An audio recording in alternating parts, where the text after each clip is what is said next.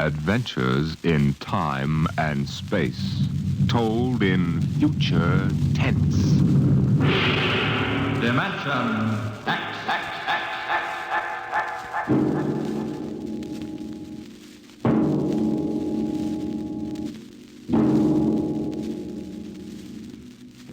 Tonight, transcribed from Ray Bradbury's collection, The Martian Chronicles, we present And the Moon Be Still as Bright.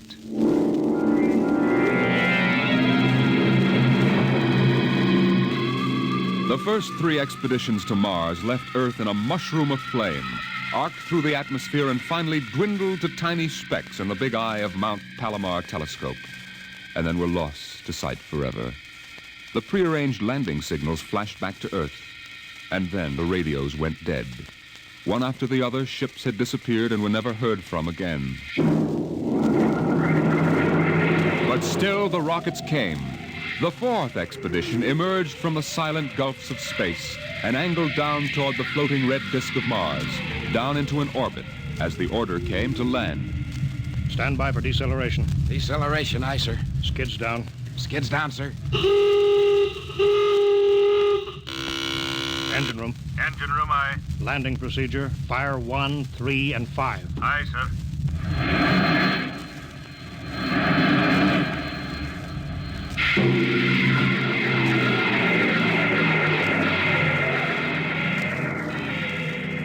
The last blast of the bow jets broke red against the blue desert sands, and the ship slid to a halt at the edge of a vast city that reflected the icy glare of the moonlight. For a while, all was still. All right, Parkhill. Open the airlock. Aye, sir.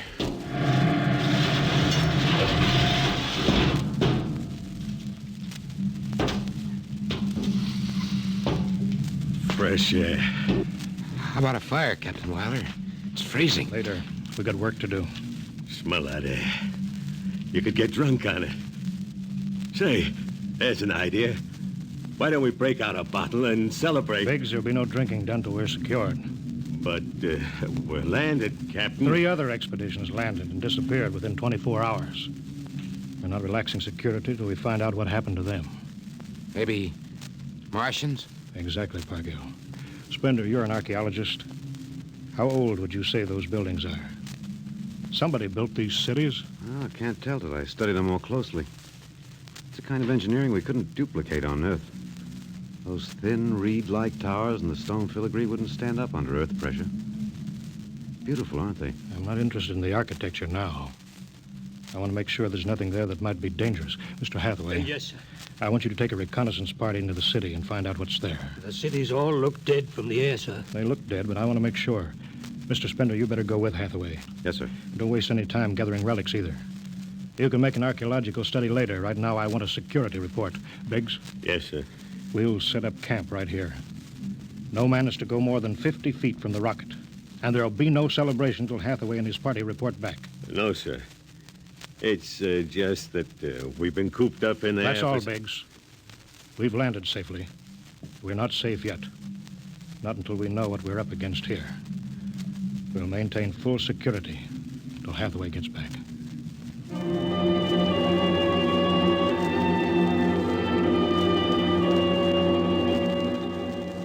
In the sea bottoms, the wind stirred along faint vapors, and from the mountains great stone visages looked upon the silvery rocket and the small fire.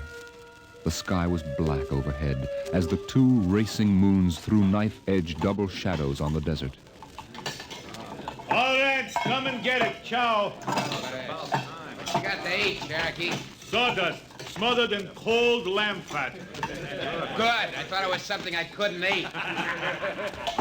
Hey, you guys, pipe down. Captain, Mr. Hathaway's back. Captain Wiley. Over here, Mr. Hathaway. Well? Most of the city is dead, sir. Spender says it's been dead a good many thousand years. But we found one part about a mile over. What about it? People were living in it last week, sir. People? Martians. I see. Where are they now? Dead. We found the bodies. Thousands of bodies. Hadn't been dead more than 10 days. What did they die of? You won't believe it. What killed them? Chicken pox. Chicken pox? Yes, I made tests. It worked differently on Martians than on Earth people. Burned them black and dried them out to brittle flakes. But where could they get chicken pox? From Earth, sir. And the other rockets did get through. Yes, sir.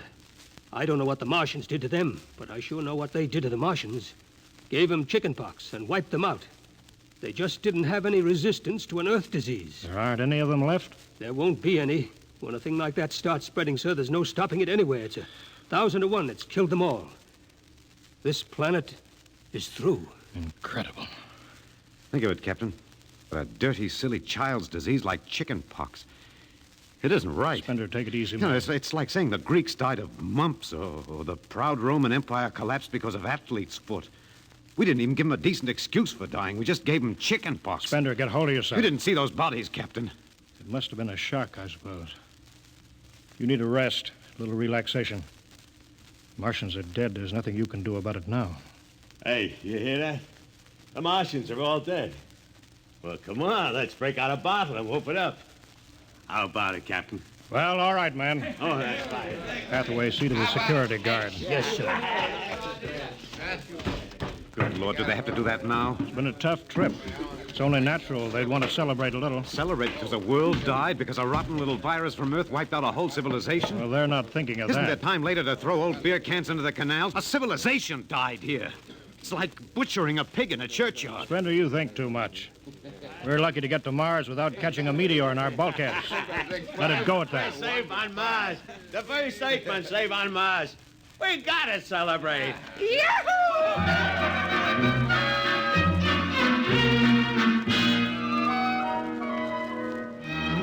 Many bottles were opened and drunk.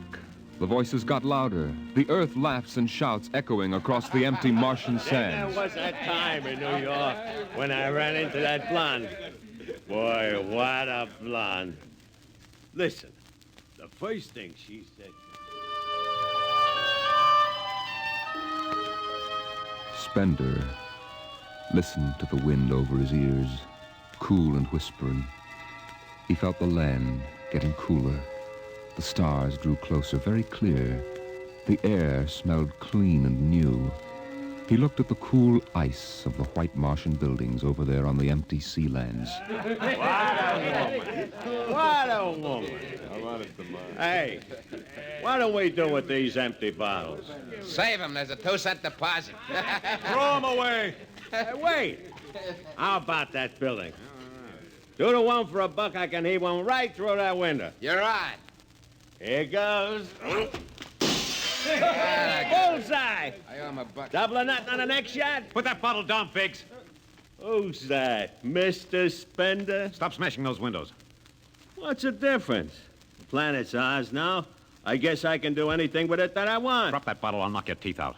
Yeah? Just watch me. I warned you, Biggs. Spender, what is this? I hit him. He's crazy, Captain. He just walked up and slugged me. Biggs wasn't doing nothing. All right, let go of him. You men go back to your party. Spender, come with me. I like that guy. Just walks up to him and slugs him. He wasn't... Spender, suppose you explain. What was the idea? Oh, the noise, the drunken brawl. I guess I was ashamed of the spectacle the whole crew was making. Where's their respect for what's happened? Their sense of what's right? Men are tired. It's been a long trip. You've got a different way of seeing things. I'm seeing things all right. I'm seeing how we'll ruin Mars. We'll rip it up, rip the skin off the way we've already ruined Earth. We Earthmen have a talent for ruining big, beautiful things. Is that why you hit Biggs? Yes, I couldn't stand the idea of them watching us make fools of ourselves. Them? The Martians. The Martians? They're dead. All dead. But they know we're here. Doesn't an old thing always know when a new thing comes? We've come a long way to smash their windows and spit in their wine. Well, maybe you're right. I'm fining you $50 for that fight. Now suck in your chin. We'll go back there and play happy. City. Pigs. Why, I just wanted to make a little noise. Come on. They built this city thousands of years ago. And now where are they? How did they die? Who cares? They're dead. It's good enough for me. Lord Byron. What? Lord Byron, an old 19th century poet. He wrote a poem that fits this city. Might have been written by the last Martian. So we'll go no more a-roving so late into the night, though the heart be still as loving and the moon be still as bright. For the sword outwears the sheath and the soul outwears its breast, and the heart must pause to breathe and love itself must rest. Though the night was made for loving and the day returns too soon, yet we'll go no more a-roving by the light of the moon.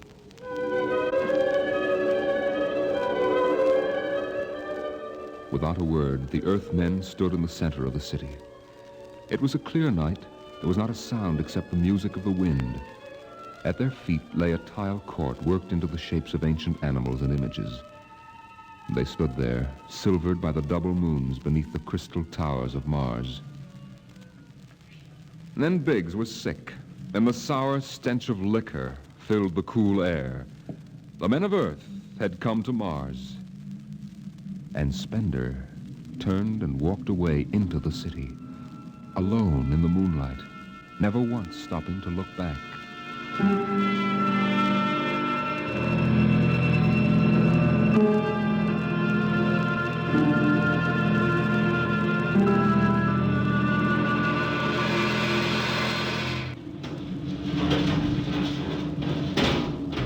That you, Hathaway? Yes, sir. My trick on bridge watch, sir. What time is it? 0400. Any orders, sir? No, I'll stay on watch. You turn in. Aren't you sleeping, sir? I'll wait for Spender. He didn't come in? No. He's crazy. Walking away into the shadows, he didn't even look back. Spender's a strange man. He's crazy, sir. How's the rest of the crew? Sleeping it off. Biggs had DTs, but he's calmed down now. You can go back below, Hathaway. I'll take your watch. Captain Wilder, do you think Spender'll be coming in before morning? I don't know. You know, sir, I don't think he's ever coming back. That's the way I feel about him, sir. He'll never come back.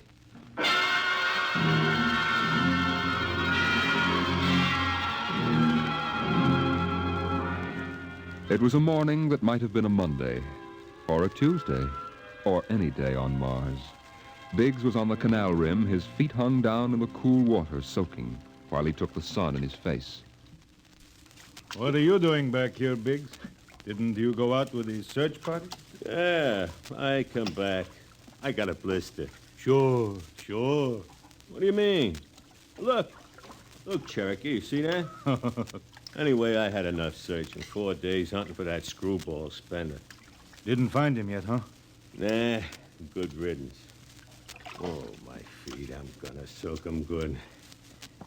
If I was wild, I wouldn't worry about that nut Spender. Let him go. He's a crackpot anyway. A little foggy upstairs, I guess. Why don't you take your feet out of that canal, Biggs? I gotta make coffee out of that water. Coffee? You call that stuff coffee? I had a motorcycle once that dripped grease that tasted better than that. Wait a minute. Biggs, look over there. Where? By that bush. There's someone there. Hey, It's him. hey, Spender! Spender? Hey, he's coming over. Why didn't he stay lost, the crazy jerk? Hi, Spender. Long time no see. Hello, Cherokee. I've been exploring some ruins. You and them ruins. You're like a dog in a boneyard. What's the matter? Where you been? Up in the hills. What would you say if I told you I found a Martian? Where? Never mind. Let me ask you a question. How would you feel if you were a Martian and people came to your land and started to tear it up? I know how I'd feel. I've got Cherokee blood in me. My grandfather told me lots of things about the way they kicked the Indians around in the Oklahoma Territory. If there's any Martian around, I'm all for him. How about you, Biggs? They're dead. They're all dead. A good thing, too. Well, I found a Martian. Up in a dead town in the hills. I've been reading their books. They're easy to understand. I've learned their language. Then I found this Martian. He said, give me your boots, and I did. He said, give me your uniform, and I gave him my uniform. You're crazy, Spender. Hey, Cherokee, he's crazy. And the Martian said, give me your gun, and I gave him my gun, and then he said, come along and watch what happens. And the Martian walked down into camp, and he's here now. I don't see no Martian. I'm the last Martian. What? Biggs, I'm going to kill you. Cut it out. What kind of a lousy joke is that? Stand up and take it. Hey, put that gun away, Spender. Hey, cut it, Spender. Don't. Put that gun away. You're joking.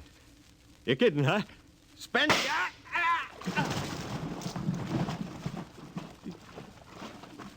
He's dead. You killed him. You can come with me, Cherokee. You know how the Martians would feel. You can be in this with me. You killed him. You just killed him. He deserved it. You're crazy. Well, maybe I am. But you can come with me. Come with you for what? Go on. Get out of here, you crazy murderer. All of them. I thought you'd understand. I thought you'd remember what happened to your own people. You get out of here, you crazy Don't reach murderer. for that gun.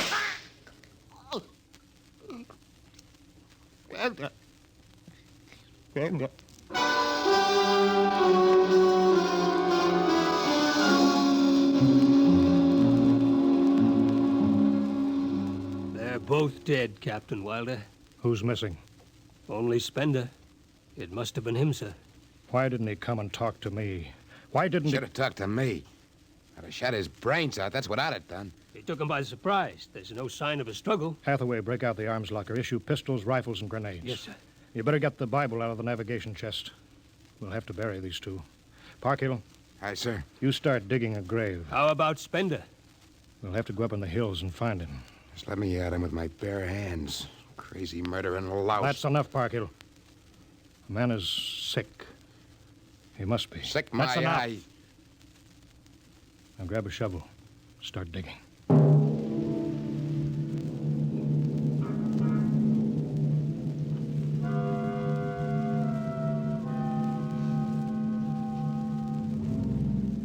Spender saw the thin dust rising in the valley, and he knew the pursuit was beginning. The sun burned farther up the sky, and the blue sand drifted lazily across the sea bottom below. He sat beside a quiet pool 10,000 years old and held a silver book. Through the house played the strange wind music of ancient Mars, and he heard voices whisper in his mind. I hear you. I've always heard you, even down there on Earth. Run. No, I won't run. What's the use? Live, what for? To see them tear down your temples and put up hot dog stands? Run.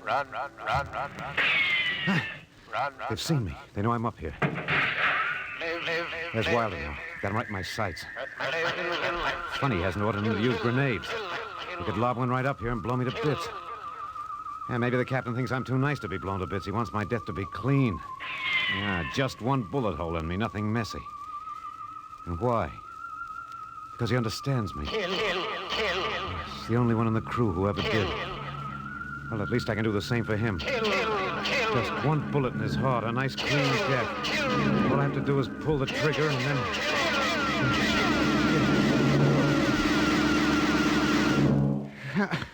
It's no use. I can't do it to him. Spender, can you hear me, Spender? Yeah, I hear you, Captain. What do you want? Talk! Truce! All right, come on up. Leave your gun down there and keep your hands up.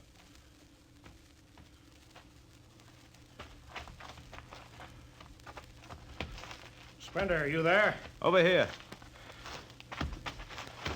It's quite a climb. Mind if I sit down? Cigarette? Thanks. Light? Yeah, got my own. It's warm. Yeah, it is. You comfortable up here in the hills? Quite. How long do you think you can hold out? About 12 men's worth. Why didn't you kill all of us this morning when you had the chance? You could have. I know. I got sick. After I started killing people, I realized they were just fools and I shouldn't be killing them. But it was too late, so I came up here where I could get angry again. Why did you do it? Because I've seen that what these Martians had was just as good as anything we'll ever hope to have. They stopped where we should have stopped 100 years ago. They knew how to combine science and art and religion. They knew how to live with dignity. and peace. And for that reason, you started shooting people? Well, when I was a kid, my folks took me to visit Mexico City. I'll always remember the way my father acted, loud and big. My mother didn't like the people because they were dark and didn't wash enough. I didn't see my mother and my father coming to Mars and acting the same way. Anything that's strange is no good to us. We aren't fit to take over this planet. But kill 2 men? What could I do? It's me against the whole Earth. Isn't it enough they've ruined one planet? Now they want to ruin this one. I'll kill you all off, Wilder. That'll delay the next rocket 5 years. And I'll kill them, too. If I'm lucky, I'll live to be 60. And I'll meet every expedition that lands on Mars. I'll be very friendly. I'll explain that our rocket blew up one day. And I'll kill them off. I'll save Mars for half a century. And by then, maybe the Earth people will give up. You got it all planned. Yes. Yet you're outnumbered. We already have you surrounded. In an hour, you'll be dead. I found an underground passage that'll take me back into the hills, Wilder. I'll go back there, and then I'll pick you off one by one.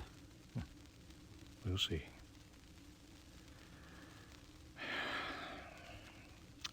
It's a nice town you got here, Spender. Beautiful. I'd like to live here. You can. But join me. You're not like them. I'll show you what a good life these people had. I'll play you an old reel of Martian music that must be at least 50,000 years old, a kind of music you've never heard in your life. That sounds wonderful. But I can't stay with you. Sorry, Spender. I'm sorry this is happening. Guess you'd better go back now so you can start your attack. I guess so. But, Captain, I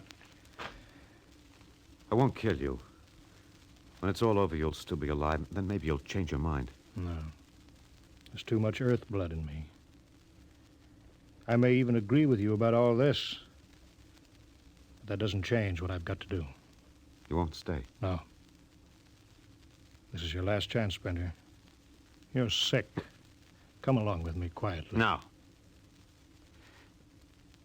Look, one last thing. If you win, do me a favor. Try to see that they don't tear this planet apart. Right. If it helps, just think of me as a very crazy fellow who went berserk one summer day. It'll be easier on you that way. I'll think it over. So long, Spender. Bye, Captain. Good luck.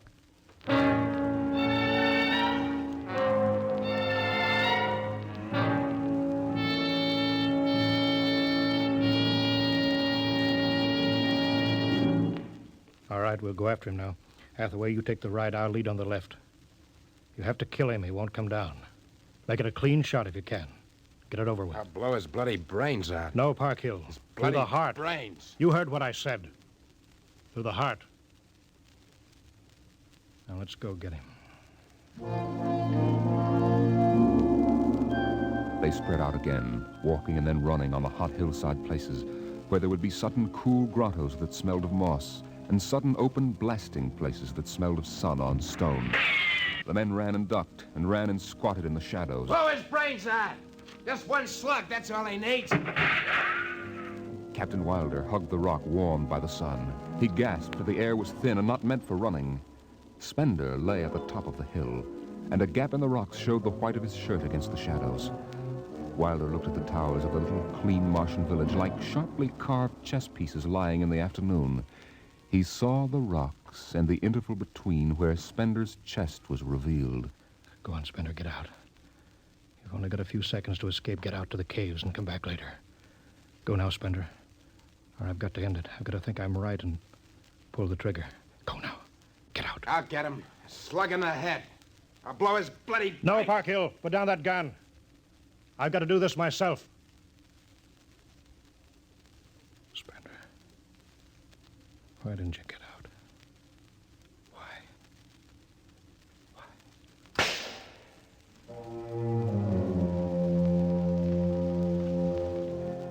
They buried him in that ancient valley town where the music of the wind played on through the days and the nights. they laid him in an ancient silver sarcophagus with waxes and wines which were 10,000 years old, his hands folded on his chest.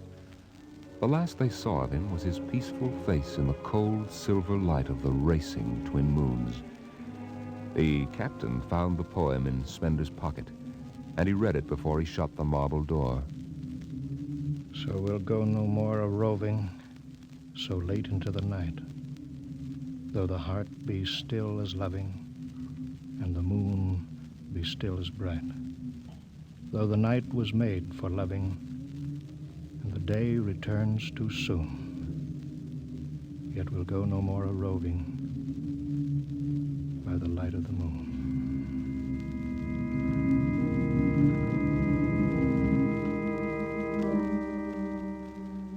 The next afternoon, Parkhill did some target practice in one of the dead cities, shooting out the crystal windows and blowing the tops off the fragile towers.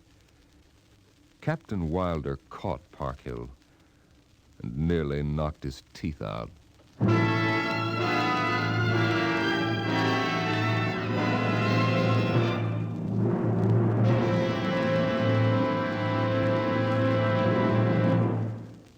All of you regular listeners to Dimension X will be interested to know that our show is changing its day and time of broadcast over this station. Starting early in November, we'll be back at the new time. We suggest you watch your local newspaper and be sure to join us in about 4 weeks for a new series of adventures into the unknown world of tomorrow, the world of... Dimension X.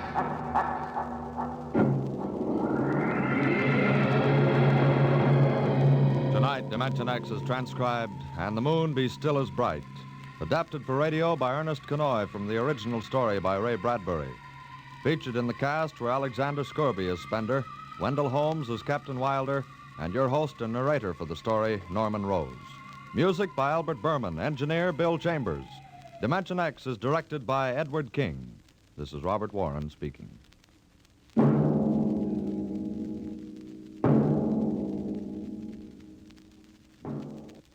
Enjoy the Life of Riley with William Bendix next Friday on NBC.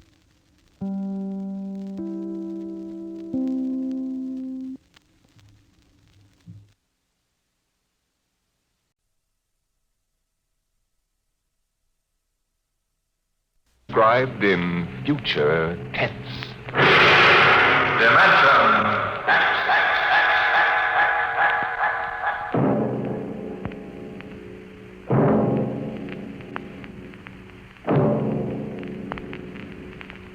Can you predict what will come in 100 years? Or in 10? Or in the next minute? Some people think they can. Nuclear scientists, mathematicians, astronomers, biologists. They'll predict the shape of the future. Why? Because they make the future. Because they see beyond the known dimensions of time and space into the unknown. Dimension X.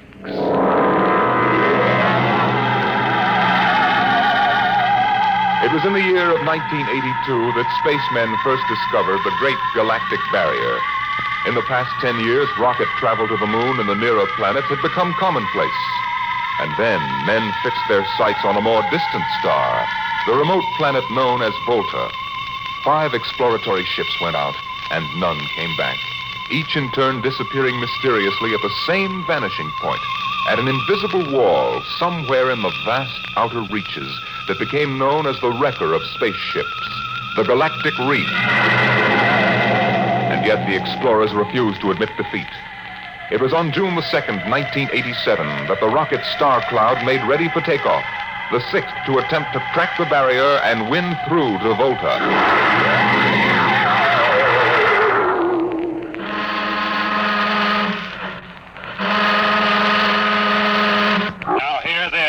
Condition green. 2 minutes. Captain, I don't suppose you'll want the ship's doctor up here on the bridge during blast off. I think not, Smitty. All right, then. I'll be in the sick bay, counting vitamin pills if you need me. Good luck, Lewis. Thank you, Smitty. Lieutenant Collier. Yes, sir. You're relieved. You better get down to navigation control and take over. Yes, sir. Oh, Lieutenant. Yes, sir. We've never flown together before. This is your first flight in a space vessel as big as the Star Cloud, isn't it? Yes, sir. But I was trained in oversized jobs at the Naval Academy. Well, if you're half as good a navigator as your father was, you'll do fine. Thank you, sir. You were old shipmates, weren't you? Old shipmates. I served under him in the first rocket that ever got back to its base in one piece. We flew that mission in a tin can not much better than a primitive guided missile. I almost went along on the last trip your father made to the barrier. Too bad about that. Yes, sir. Now, that's all, Collier. I'll bust you when you get down to nav control. Lieutenant Paulson. Yes, sir. Get me ground control tower on the radio. I want to talk to Colonel Harrison. Sparks has the circuit up now, Captain. Go ahead, sir. I patched in our bridge speaker. Colonel Harrison? Yes, Captain? We're standing by for takeoff in 60 seconds. Good. The field is cleared of all personnel. We'll try to reestablish radio contact immediately after takeoff. In any event, there'll be a 24-hour ground monitor. Fine. Good luck. I hope you make it. Thank you. Bridge to navigation control. Nav control, Collier. Ready, Lieutenant? We're ready, Captain. The course is in the integrator for takeoff at 1200 hours. All right. Stand by for blastoff. Bridge to engine room. Fire up your rocket chambers. Take off at exactly 1200 hours. I'll read you off. 20 seconds. 19, 18, 17, 16.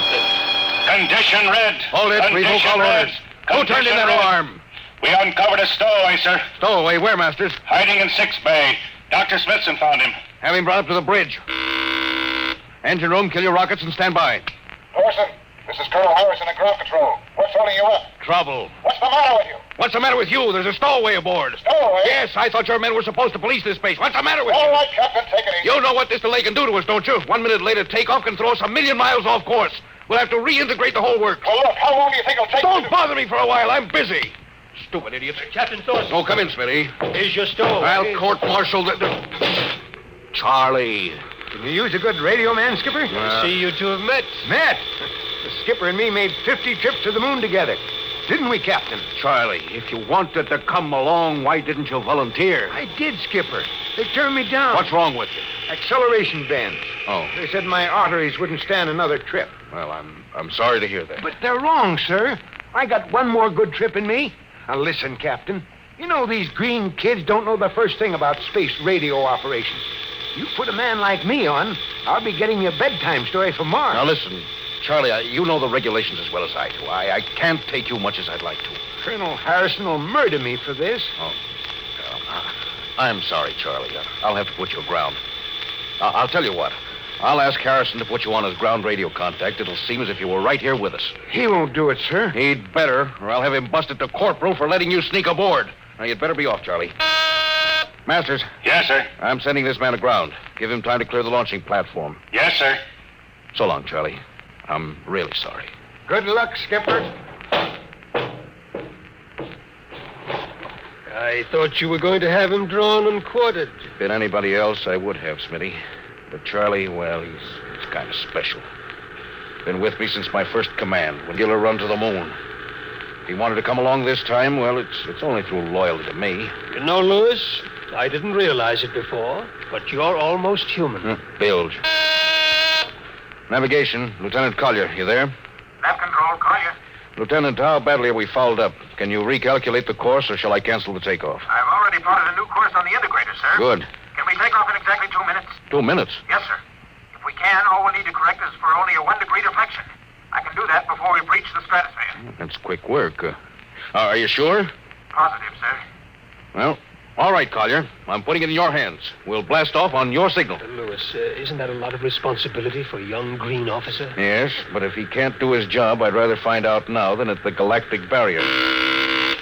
Bridge to engine room. Prepare to blast off on navigator signal.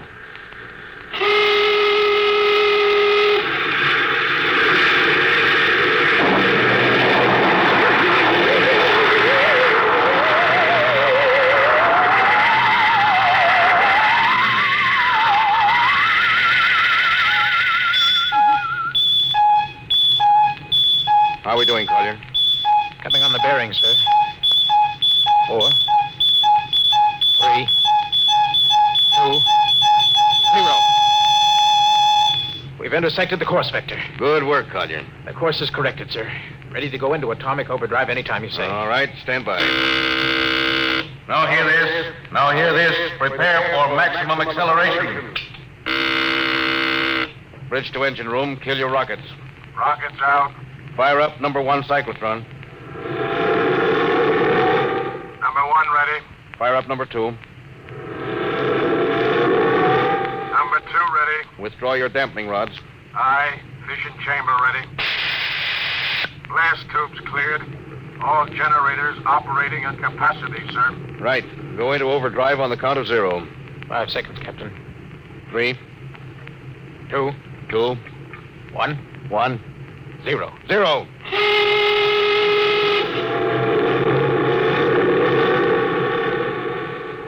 How are we doing, Collier? On course, sir.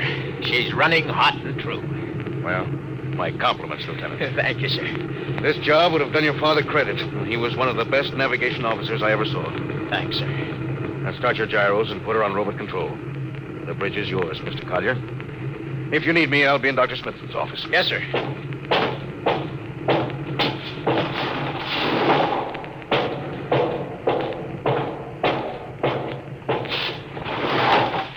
I see you got us off the ground. You can thank young Collier for that. Chip off the old block. You knew his father? Matter of fact, I knew him very well. First-rate spaceman. Is he the one who, Yes. He was lost in the galactic barrier on the second ship we sent out to Volta. Lewis, just what do you think this galactic barrier is? Oh, your guess is as good as mine, Doc. All I know is that 5 ships have gone into it. None of them have come back out.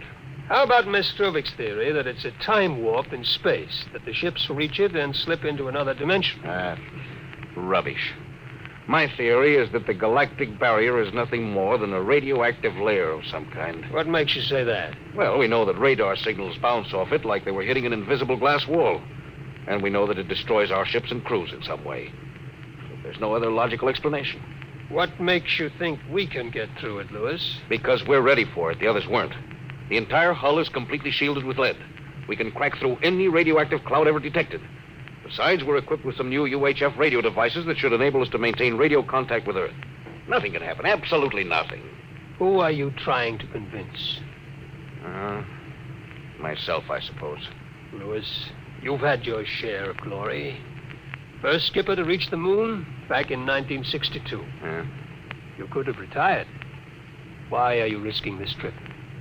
Because 5 ships are missing. And men like Prentice and Marketson and young Collier's father. I'm tired of seeing good men fed into that meat chopper. Then why are we going? We haven't any choice, Smitty. We're in a race, the kind of race where men and ships are expendable. According to Interspace Code, the first nation to reach Volta can claim it. Personally, I want no part of it. Doc, there are a dozen nations who feel very differently about that. I know. You're right, of course. Well, at least it won't be boring. I'll have to play physician morale builder and mother substitute for 112 slightly nervous men. Your morale doesn't sound too good, Doc. As morale officer, I can state without fear of contradiction, it is terrible. And something tells me that as we approach that galactic barrier, I'm not going to be alone.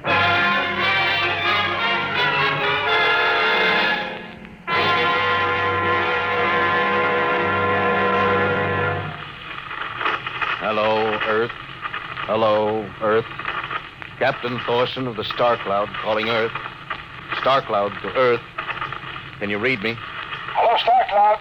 Hi, Captain. Charlie. Well, I see they haven't court-martialed you yet. No, sir. Thanks to you. That's good to hear you. You can read us the funny papers on Sunday morning. Right.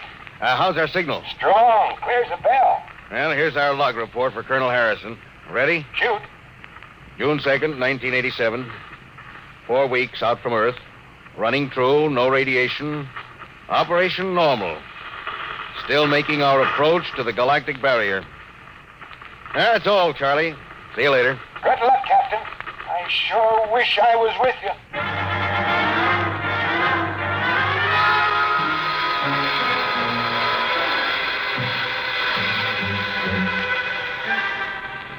How's the morale, Smitty? Well, the men know we're getting closer to the barrier. They're beginning to show a little tension, Lewis. How's their physical condition? Any sickness? About half the crew has come down with the space flu. I was afraid of that. Bad? Oh, same as usual. Lips and hands with a bluish cast. Eyes are sensitive to infrareds. I don't know. When I first started flying these tin cans, nobody ever heard of space blues. There's a theory it's caused by the terrific acceleration of the atomic overdrive. The change in gravity affects the circulation. And what do you think? Oh, I think it's psychosomatic. I've noticed that the same men who get space blues under tension on a ship tend to get blue coloration back on Earth when they're upset. I guess it's an occupational disease of space navigators. You think it's just nerves, then? I don't know. Young Collier's got a bad case.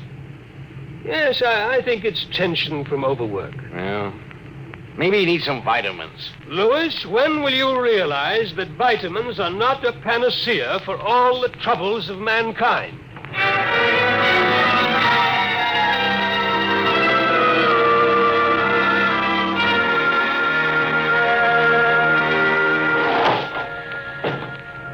Sir, I understand you've relieved me from duty. Dr. Smithson says you aren't looking very well, Collier. I'm just giving you a rest. But, sir, I feel perfectly able to continue. Your lips are as blue as Minnetonka. Captain, I'd like to remain at my post. Now, don't be so foolhardy, Lieutenant. I'm not being foolhardy, sir.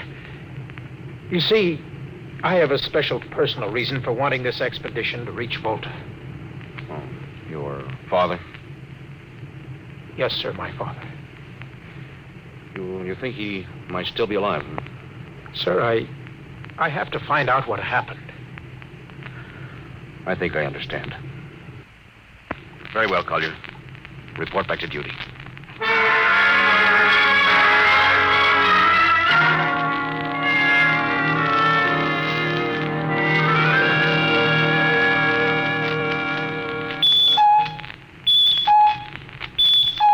What's the reading, Paulson? We're getting a +5 radar bounce now, sir. Coming off the barrier almost as fast as we send it out. What's the interval? 0.3 of a second. Shortening steadily. This rate will hit the wall in the next few minutes. All right. Alert the crew. Sound general quarters. Now hear this. Condition red. We are now approaching the galactic barrier. All hands to stations. All radiation detectors to be fully manned. Full security will prevail until further notice. That is all. Paulson. Aye, sir. Radar bounce is up to +6. We'd better try to make final contact with Earth. Is Spark still trying to raise the base? Yes, sir, but he's not having much luck. Seems to be some interference. Oh, that's the radio room now. Yes? You've got him? Well, cut in on the bridge speaker. The captain will take it from here. Hello. Star Cloud to Earth. Can you hear me, Earth? Hello, Skipper. I can barely read you. We're getting heavy static from sunspots. That's not sunspots. We're right on the galactic barrier. Getting a +7 radar bounce. Expect to hit the barrier almost any second now. Good luck, Skipper. Look, Charlie, stick with us, will you? We're switching to the automatic center now so you can track us in. Okay. If we crack the barrier and come through still in one piece, I'll try to get back to you on the high-frequency band. Gotcha, Skipper. Don't worry. I'll be waiting. So long, Charlie. So long, Star Cloud. We must be getting awfully close now, Captain. Echo's bouncing back so fast, it's almost beating the signal. Well, when they coincide, hold on to your hat. That's when we run into the wall. Any second. Hold on. Here goes nothing. Here it comes.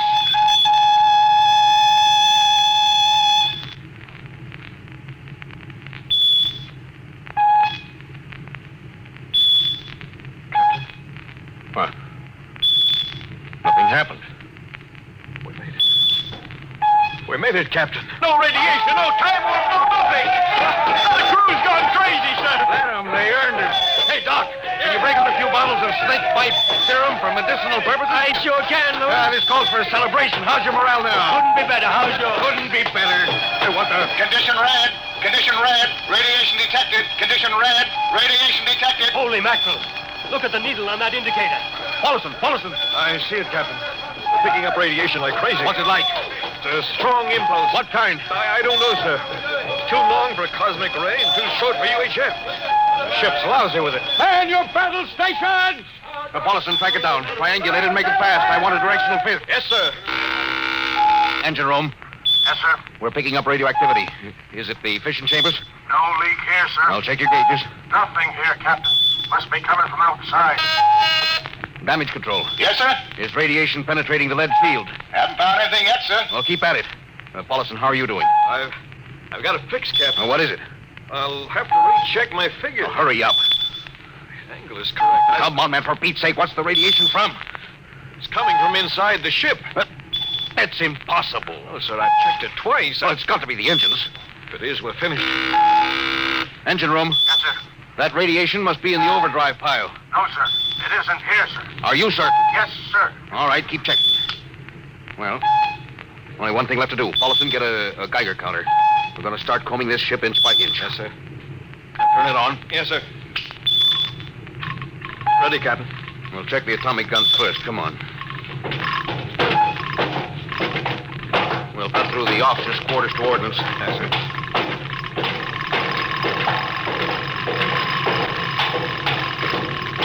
Through here. Wait a minute, sir. Huh? What is it? The signal's weaker now. Yeah. Let's go back.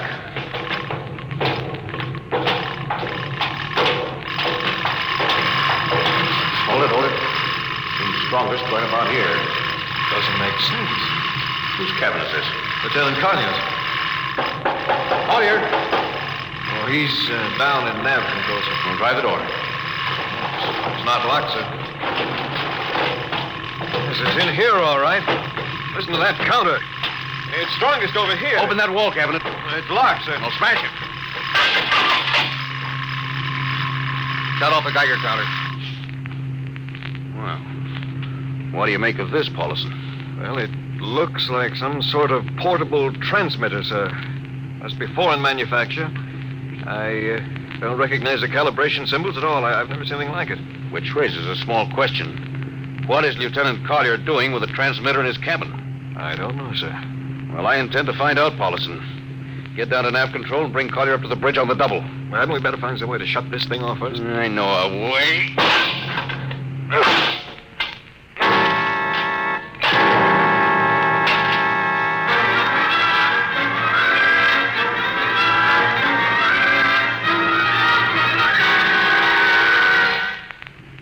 Lieutenant Collier, I'm going to ask a few simple questions.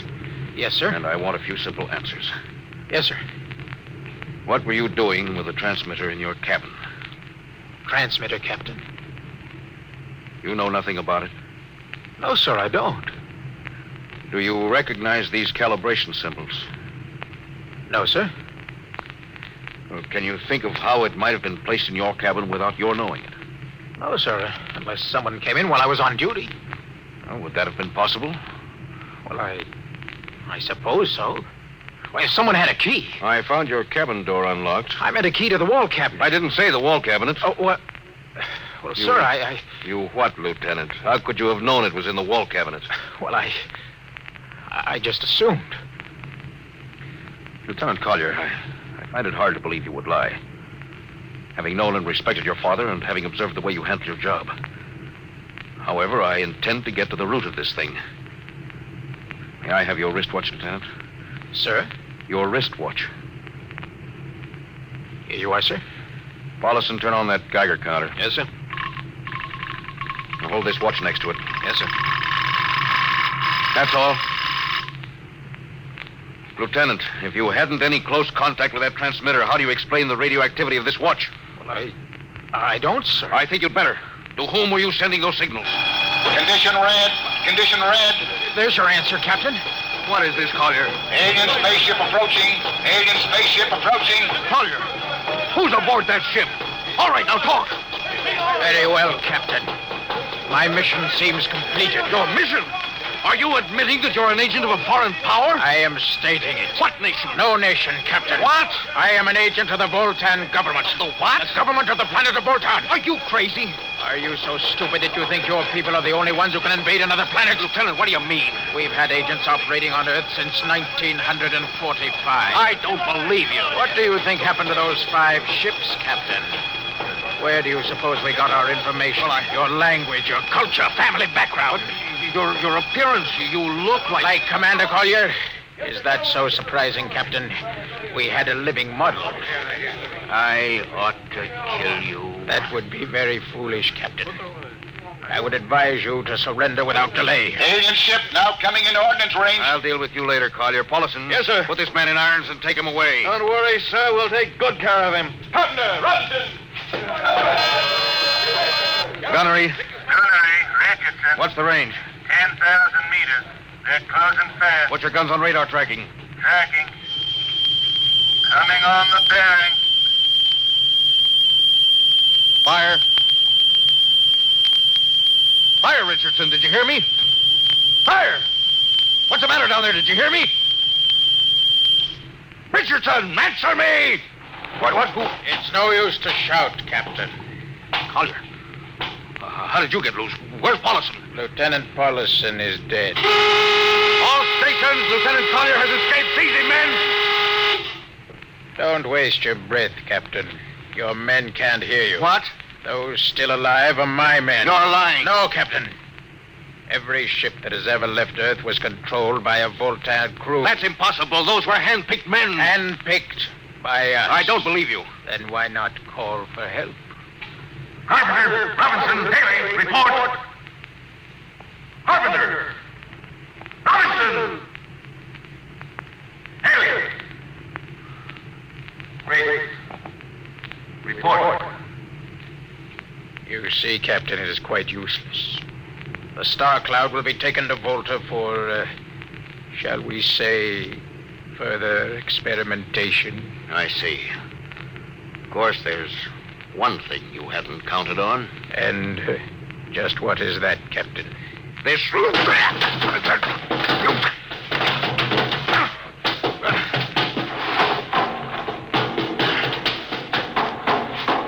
Carpenter! Are you in there, Lieutenant Carpenter? They can't all be dead. There must be one alive. Smitty! Dr. Smithson! Smitty! Oh, Smitty. What have they done to you? Louis. Those dirty... don't talk. I must lean closer. Not much time. Louis, space blues. Space blues? What is it, Smitty? What are you trying to tell me? All men with space blues. Voltan. Here, let me help you. No, Louis. Get message back to Earth. Voltan, 5th column. Watch out for space blues. Smitty.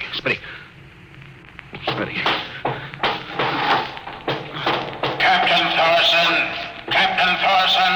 you can't hide from us now. Come back to the bridge and surrender, or my men will come and get you. Oh, yeah? Captain Thorson, you can't come.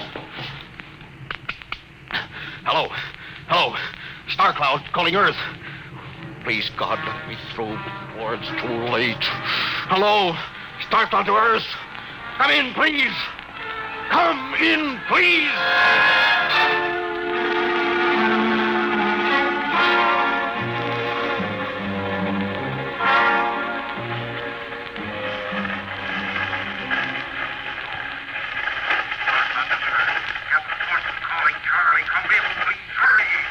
Hello? Can you hear me, Charlie?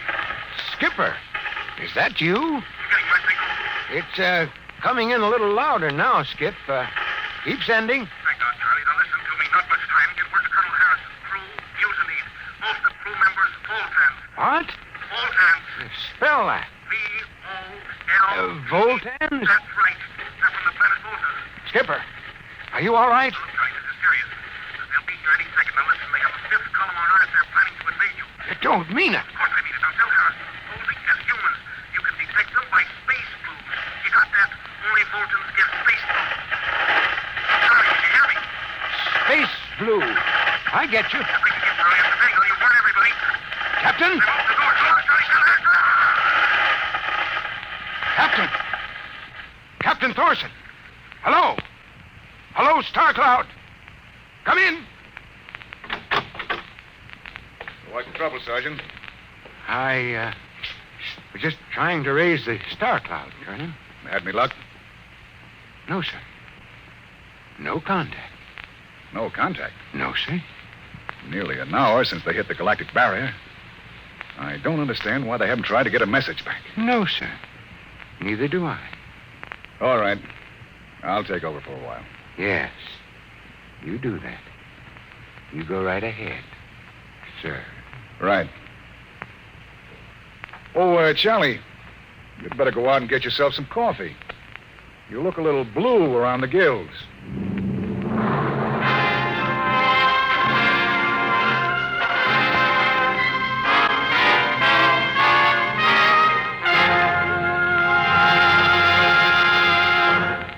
You have just heard No Contact, an adventure in time, space, and the unknown. The world of...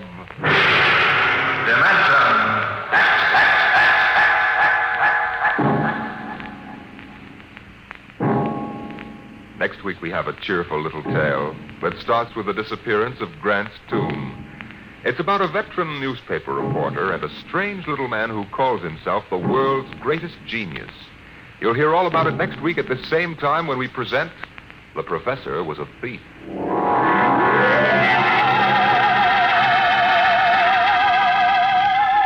Dimension X has presented No Contact, an original story written by George Lefferts from a storyline by Lefferts and Ernest Kinoy.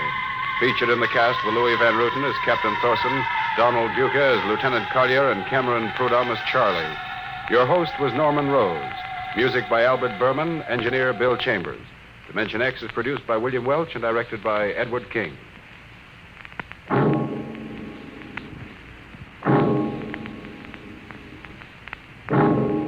Stay tuned for the remarkable Quiz Kids on NBC. Exciting news for adventure seekers. Join us on a thrilling journey through the vibrant landscapes and diverse culture of Brazil. Lost in Brazil brings you to captivating videos showcasing heart-pounding adventures, mouth-watering cuisine, and hidden gems of this incredible country. From bustling cities to tranquil beaches, our videos capture the essence of Brazil's beauty. Experience the warmth of its people, the rhythm of its music, and the thrill of exploration. Click on the link in the description to find out more.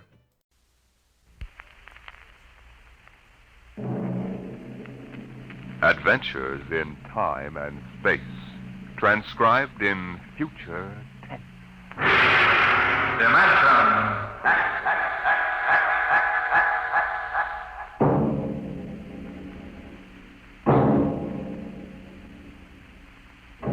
Can you predict what will come in 100 years?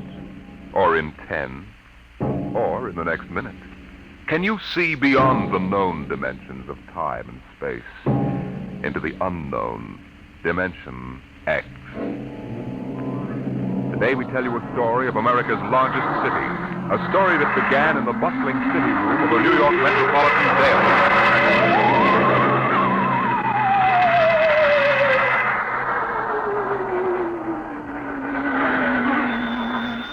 Citizens. Sweeney? Listen, Pop, give me a rewrite, quick. I'll take it. Okay, now look. I'm up on Riverside Drive, see? So? So, at 12:45 today, just 3 minutes ago, Grant's tomb disappeared. It's what? I'm telling you, it disappeared. It's gone. Listen, Sweeney, get yourself to a Turkish bath. Sober up. Pop, I swear, I'm sober as a judge. Listen to me, will you? Just a minute. Albert, What's up, Pop? call the Hunter's Detective Precinct. Find out if anything's been reported missing. Like what? Like Grant's tomb. Go on, make it snappy. Okay, Pop. All right, Sweeney, now give it to me slow. This better not be a gag. No gag, Pop. Now get it down. The traffic at the drive was at its noon hour peak, and the benches and structure were filled with happy, laughing people. Then, without a warning, a rumble sounded in the alarm. Populous started as hard as... Hold it, Sweeney. Well, Albert? I don't get it. They say that Grant's tomb is gone. Okay, call composing. Tell them to hold everything for an extra. Clear out page 1. Get going. Okay, Sweeney, now. The heck with the words, give me the garbage. What happened? Nobody knows. There are half a dozen police cars around here staring at the place where Grant's tomb was. I was about a block away. I heard screams. I came running. It was gone. Vanished. How many dead? Nobody knows if anybody is dead. Well, find out. How can I find out when everybody that was sitting on the steps and all disappeared? What? They're gone. Nobody? No tomb, Pop. No tomb. Okay, you hope it back up there and get stories from some witnesses. Now call me back. Albert. Yes, Pop? Get Columbia University on the phone, get a statement. Right. Research. Yes, sir. Grab an encyclopedia, see if anything like this ever happened before. Hey, Walters. Yeah, Pop. Call the army, find out about secret weapons. Hello, composing. This is Pop Atterby on the city desk. Start setting up an extra. I want to hit the street in 20 minutes. Second extra in an hour with pictures. Okay, what are you waiting for? Get them rolling.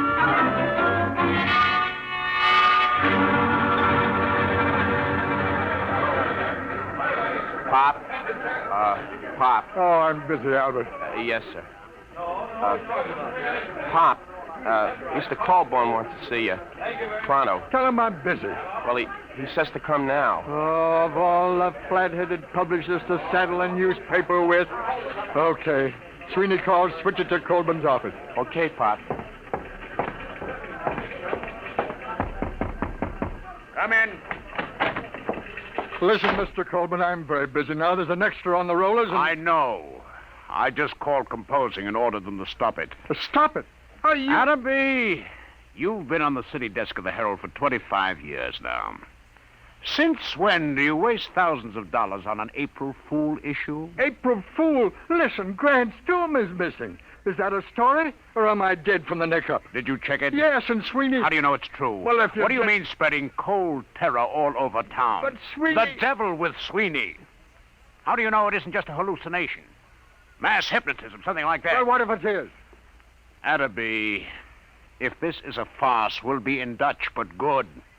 Civil suits, criminal action. We're the only paper in town on the streets with an extra. The other editors don't believe this story for one instant. It takes guts to run a paper. Well, if that's what it takes, you've got too many.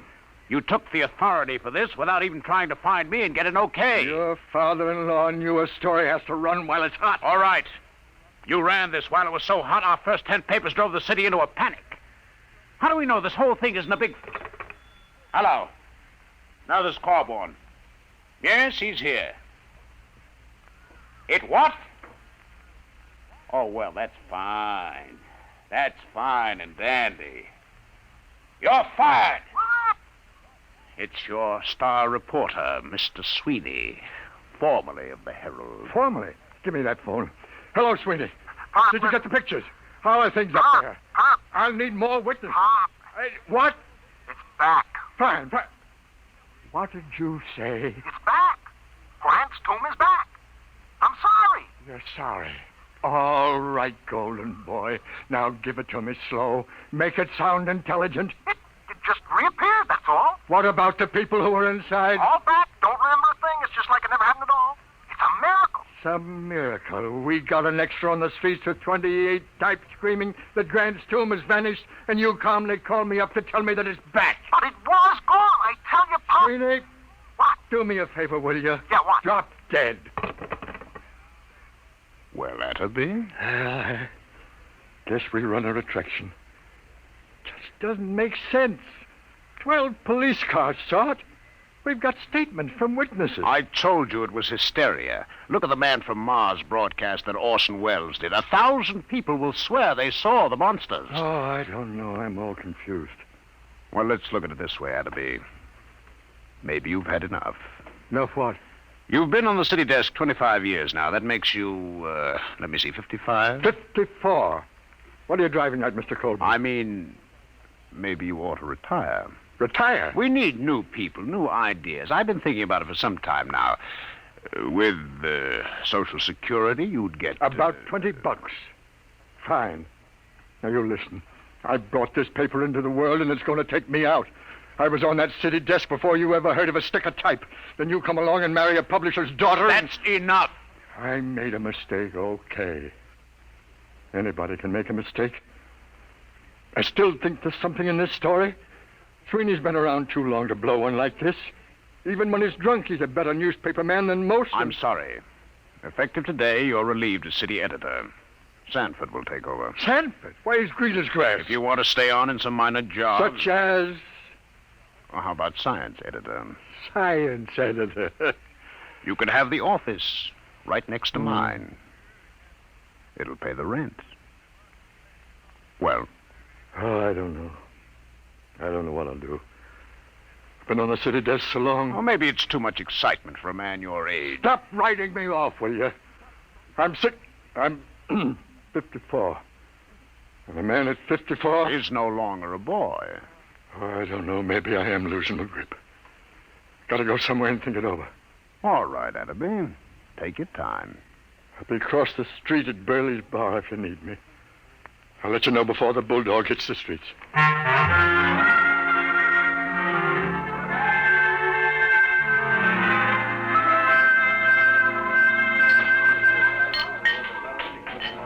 Burley! In shape, Pop! Yeah, Pop, yeah? More poison. Haven't you had enough, Pop? Yeah, this is a solemn occasion, Burley. Pour the hemlock. What's the occasion, Pop? I am now a husband. No. Yeah, reduced. Humiliated. You, Pop? Never. Meet the new science editor of the Sunday Supplement, me. Know as much about science as J.P. Morgan knows about sharecropping. What happened? Who did it? You familiar with a reporter named Aloysius John Sweeney? Former friend and drinking companion of mine? Sweeney got you busted? The same. If that gentleman should ever, by some misforgotten chance, thrust his head into this bar, Burley, my friend, I personally, with these two bare hands... Hey, Pop! Pop! Uh-oh. Hey, Pop, it's me. I shall control my homicidal instinct. Listen, Pop, I just came down from Riverside Drive. Very daring move, Sweeney. I brought a guy with me. It won't help, Sweeney. Pop, you don't understand. I found a little guy on a swallowtail toad who watched this whole thing happen. Pop. Burley, quiet! Quiet, everybody! Shh, quiet, will you? How do you do? Gentlemen, I can assure you my small stature belies the magnitude of my abilities. What did you bring him for, Sweeney? He's a genius, Pop, a full-time genius. You betrayed me once, Sweeney. Isn't that enough? Take your little man away and don't bother me. Your friend isn't very polite, Mr. Sweeney. Perhaps one day he will learn that even the most insignificant man has a sense of dignity and personal worth. I apologize, Professor. I'm not sore at you. It's your tomato-headed friend here. Sweeney, I ought to kill you. I ought to strangle you with my bare hands. I ought to have you run through a rotary press at low speed. Those things are too good for you. But, Pop, look, I'm trying to tell you, the story ain't phony. It happened. Mr. Pertwee, Hannibal, tell him about it. Gladly. My contribution has been awaiting worldwide recognition for many years now. Unfortunately, there are some who insist I am insane. Fancy that. Yes. Being small of stature, as you can see, I chose to nurse my resentment rather than to take positive measures. However, I feel now the world is ready to come to terms with Hannibal Pertwee. Can you or can you not explain this Grant's tomb business? Naturally. It can all be explained quite simply in terms of the Pertwee system of infinite acceleration and transportational facilitation as applied to freightage. I've been trying to sell it to the railroads for 10 years. Didn't I tell you he was a genius, Pop? Burley, the check. Oh, now, wait a minute, Pop. Give him a chance. Show him the trains, Hannibal. Oh, yes, the trains. If you gentlemen will gather around the suitcase... Come on, I want you to see that. I'm telling you. All right. Come on. Hey, look. As you can see, I have in this suitcase a complete model railroad reduced to the size of a cigar box. Observe.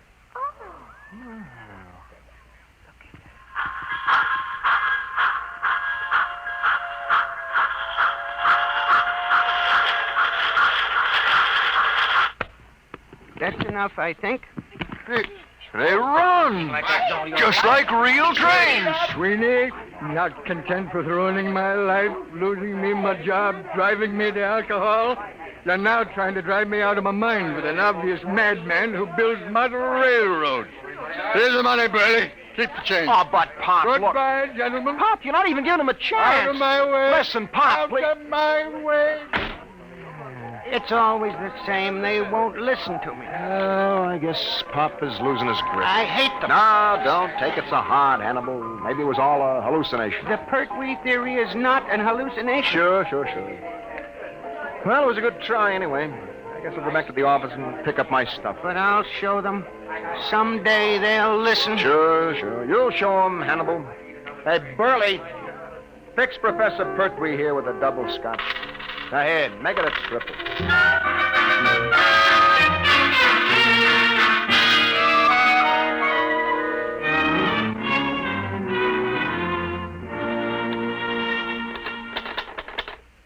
The newest use of the isotope will enable medical experts to trace with accuracy the growth of Oh, nuts. Well, maybe it's better to be unemployed. Science editor speaking. Pop? Yeah. Sweeney, listen, I got a story. I thought Colburn canned you. Can't fire me. Listen, you know Burley's Bar? Does DiMaggio know Yankee Stadium? What about Burley's Bar? It's gone. Oh, sweet. On the level, Pop, just a few seconds ago. Take a look at the window. Sweeney, I warn you. Take a look. Okay, Sweeney, hang on. Albert? Yes, Pop? Do me a favor. Stick your head out of that window and tell me if anything unusual is going on at Burley's Corner. Okay, Pop. Holy jumping catfish! Huh? It's gone. Come here and look. Well, I'll be a monkey. Where's Colburn? He went to a polo match out on Long Island. Who's on the city desk? Young Stanton. Come on. City desk, separate. Okay, I'll give it to rewrite. Just a second. City desk. What? Are you nuts? What? Everybody listen to this, will you? It's Martinson down at 34th Street. He says the Empire State Building has disappeared. Can you feature that? What are you going to do about it? Do? Am I supposed to do something? He's gone nuts. Give me that phone. Hey, let's Give me that phone. Hello, Marty. This is Pop. Pop, what are you doing on the desk? Never mind what happened. Well, I'm down at the precinct. 5 minutes ago, a cop staggered in. It's gone, he says. What's gone, they say? The Empire State, he says. Well, I figured I better call. Okay, get down there and get the details. In case you need to convince a Burley's Bar went just before you call. Holy mackerel, what a catastrophe that is. Okay, Pop, I'll call you. Look at the skyline. The Empire State isn't there. No. Don't get panicky. Don't get panicky. It may come back just like Grant's tomb. Okay, Pop. You'll take over, won't you? I'm kind of shaky. Will I? I'll show you fledglings how to run a newspaper together. Wallace? Yeah, Get a camera down to Empire State. Right. What a story. Call the mayor, Albert. Tell him ask what he intends to do. Check. Where's the research department? Right here, sir. Columbia University says it's mass hypnotism. Tell him to... No, dress it up and shoot it down. Yes, sir. Research! Wait a minute. Yes, sir. Find out how many people are usually in the Empire State. Yes, sir. No, and don't try to call the Empire State to find out. No. No, it isn't there. City desk. Shoot. Frank Walter, listen. I'm dead sober, see? Yeah, the garbage, Frankie, the garbage. Remember, I'm sober. S is in sober, O is in sober. Come on, what happened? Help me, Pop. Penn Station just disappeared. Vanished. Thin air. Jumping turtles, the people too? People, trains, the works. I'm telling you, there's a hole a block wide. I was lucky I was only a block away. You saw it? Eyewitness. Oh, bless you, my boy, talk. There was a rumble, see? A kind of electrical hum in the air. And all of a sudden, the station seemed to cave in on itself. Wango. Nothing. Any statement? No, but you ought to see the hole. Oh, get statements, flathead. Where are you now? I'm over at the post office, right across the street from Penn.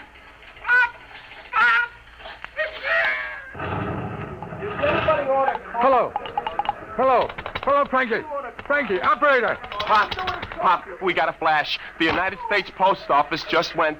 The whole darn city is going piece by piece. Don't lose your head, Albert. Hello. This is the composing room about that Empire State Building story. It's old news. We've just lost Penn Station and the post office. Get out a new banner head. New York City vanishing. What about copy? You don't need copy for a story like this. Tell the linotype operators to use imagination. Albert! Pop? Anything else missing? Price of building, maybe? Nothing yet, Pop. Oh. Anything reappeared yet? No word on anything. Maybe things are stabilizing. Call composing. Tell them to start rolling. Right, Pop. And find Sweeney. Telephone from downstairs a while ago. I forgot all about him. Tell him he's hired again. I'll print any statement that isn't immoral. Uh-oh, Pop. Here comes Mr. Trouble. Adam B! Oh, now take it easy, Colburn. Adam B., what are you doing at the city desk? Where's Sanborn? What's going on here anyway? Has everyone gone out of his mind? Listen, the Empire State, the Penn Station, and the post office have all been missing for almost 5 minutes. Get away from that desk, you. Drop that telephone. Listen. I don't care if Washington, D.C. has been bombed by the Martians. I want you out of this office in 2 minutes. Albert, cast those extras. Pop, you get out, you're fired. Oh, you're not being reasonable. I'm not interested in the other papers. Just get out of here before I go stark raving mad.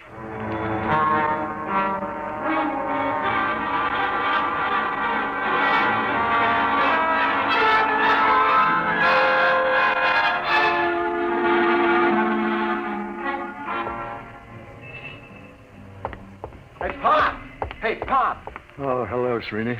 Where you been? I've been trying to make up my mind whether to come up or not. When you left me hanging on the phone, I thought you was insulting me. Hey, how come you aren't on the desk? Oh, I'm canned. Are you kidding? Oh, it's been coming. They really had the place jumping. You should have seen me, Sweeney. It was like the San Francisco earthquake. Oh, I need a drink. How about... keep forgetting. There isn't any Burleys anymore? No. Just a big hole in the ground. Let's walk over. I want to browse around.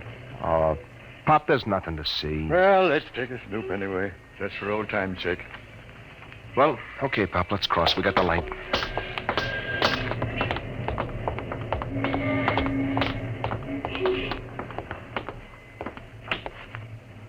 Well, will you look at that?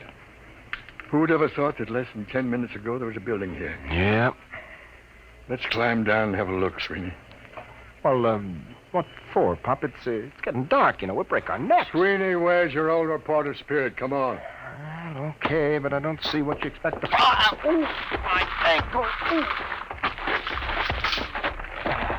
Easy, easy.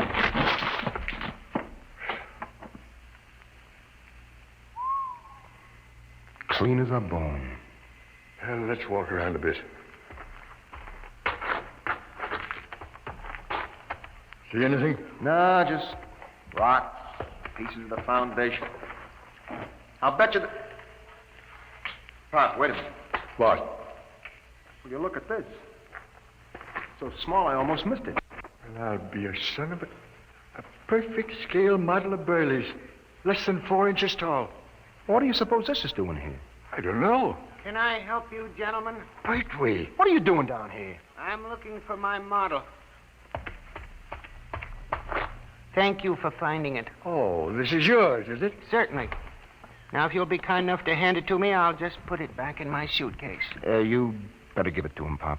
All right. Thank you. There we are. Thank you, gentlemen. I thought you just went in for model trains. I have always been preoccupied with tiny things, but lately I've been branching out. Well, I really must be going. Thank you very much. He's as loony as a bat. The geniuses are all crazy. I read it in a book. Sweeney, did you get a look in that suitcase?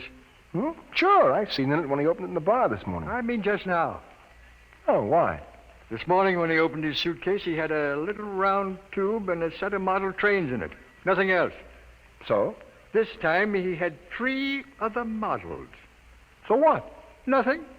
Except they happened to be models of the Empire State, Penn Station, and the United States Post Office.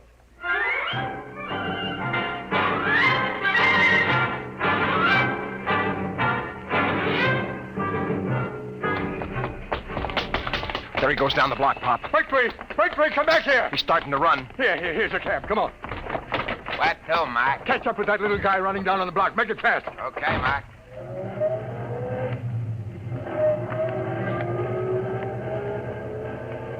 There he is. Hold it, cabby, hold it. Come on, Sweeney. Hey, how about my dough? Hey, you bum! Stop, gentlemen. Stop, I warn you. Hey, Pop. He's got that little tube out of his suitcase. He's pointing. Grab him, Sweeney. All right, give me that thing. Let go of my arm. Give it to me. There. I warn you. Never mind the warnings. Just you come along with us. We're going to have a little talk. Take him up to the office, Sweeney. Pop. What? Where's the taxi? What? The taxi. If you look at the curb, you'll find your taxi. Jumping saints. Pop, look at it. Now, gentlemen, perhaps the world will believe in the validity of the Pertwee system of infinite acceleration.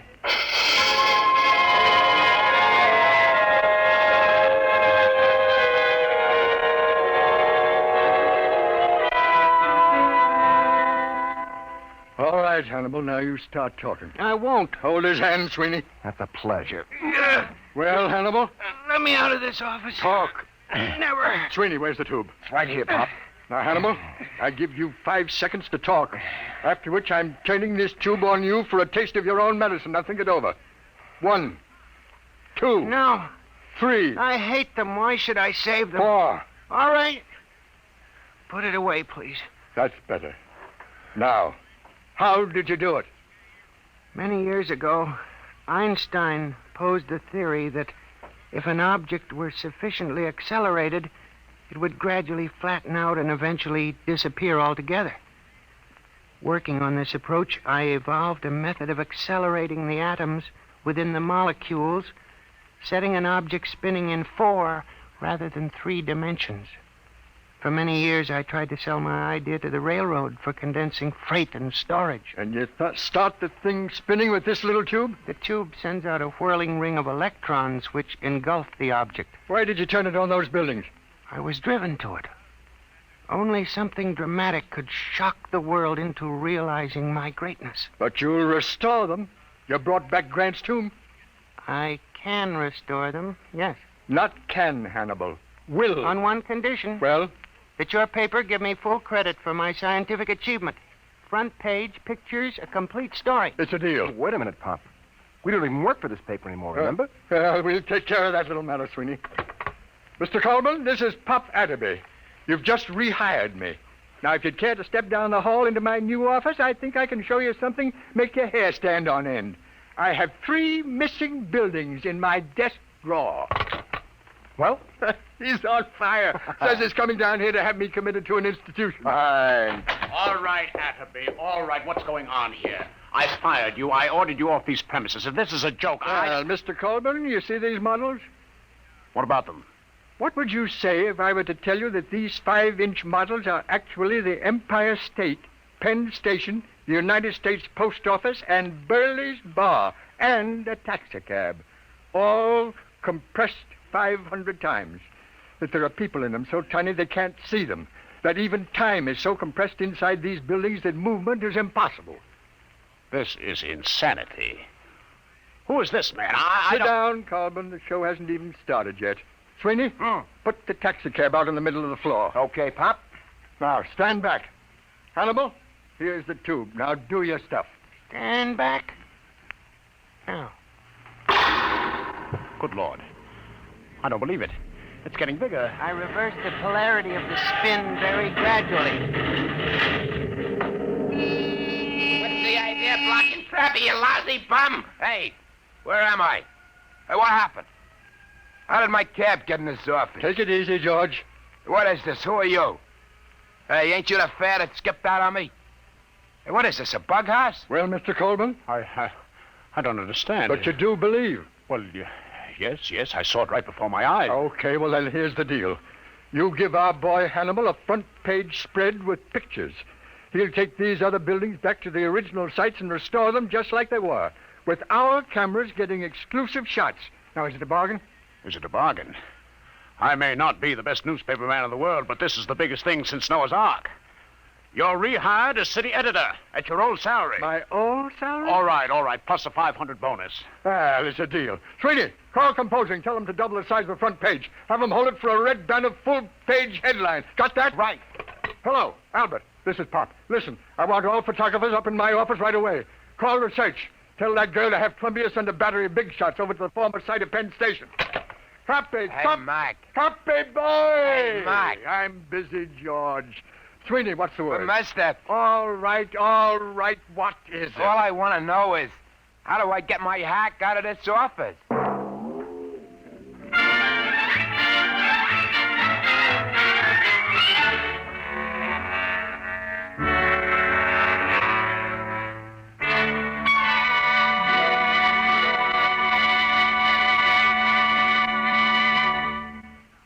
You have just heard another adventure in time, space, and the unknown world of the future.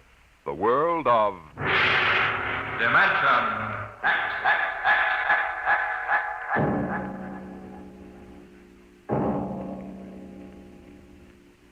How would you like to leave your home and friends for a trip that might last for 10 years or forever? You'll hear all about it on Dimension X next week when we present Shanghied. Today, Dimension X has presented The Professor Was a Thief, an adaptation by George Lefferts of a story by L. Ron Hubbard. Featured in the cast were Arthur Maitland as Pop, John Larkin as Sweeney, and John Gibson as the Professor. Your host was Norman Rose. Music by Burt Berman, engineer Bill Chambers. Dimension X is produced by William Welch and directed by Edward King.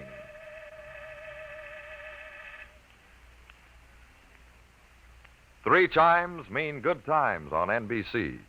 Tonight is the time for the premiere of NBC's gigantic Sunday night broadcast, The Big Show. Every Sunday evening, starting tonight, you'll hear an hour and a half of the greatest stars in radio. Performers like Fred Allen, Jimmy Durante, Ethel Merman, Frankie Lane, Meredith Wilson, and many, many more.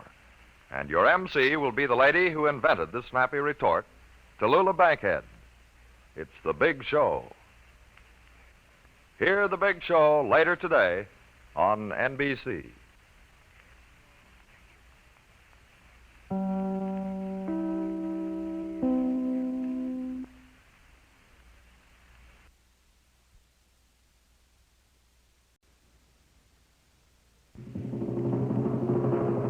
Adventures in Time and Space, transcribed in future tense.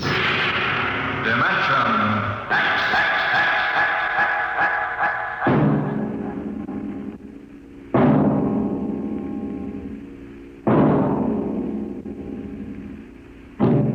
Can you predict what will come in 100 years?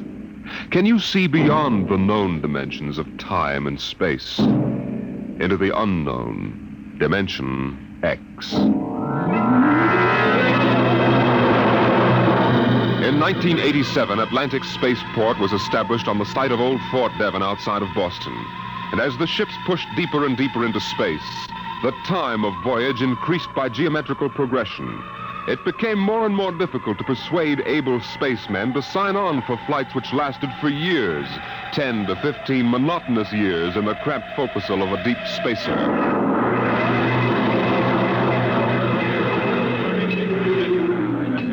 The bar rooms in one-armed joints in Scully Square in Boston were plastered with recruiting posters for the deep space star runs. Flashy four-color signs with a blue-eyed young man gazing into a star-studded sky. Seek your future in the stars. Jeff, there's your last chance to get out of the wedding. Sure. Just send Judith a short note. I can't get away to marry you today. I'm 300 million light years away. Very funny, very funny. Well, think it over, boy. Tomorrow, the shackles of matrimony. What, tonight? The stars. The mystery of the galaxy. Eat, drink, and be merry, for tomorrow you commit matrimony. Oh, come on. We came here to have a little fun. We might as well be at Mother's Music Hall on Commonwealth Avenue. Please. Ah, the problems of the rich. Hey, Jeff, just where does the coffin fortune come from, I guess it started in Nantucket. My great something or other used to be a whaler. A whaler? There she blows! A dead whale or a stove boat. Watch my trusty harpoon. Ouch, look out with that fork. Where's the money now? Oh, I don't know. We've got a lot of commercial holdings, mills, import, export outfits, rocket lines, you know. Mere trivia. Hey, why don't we get out of this dump? We could go up to the Copley Plaza. It may be stuffy, but at least the glasses are clean. You're the condemned man. All right, you guys go ahead and get a taxi copter. I'll settle. Meet you out in front. Right.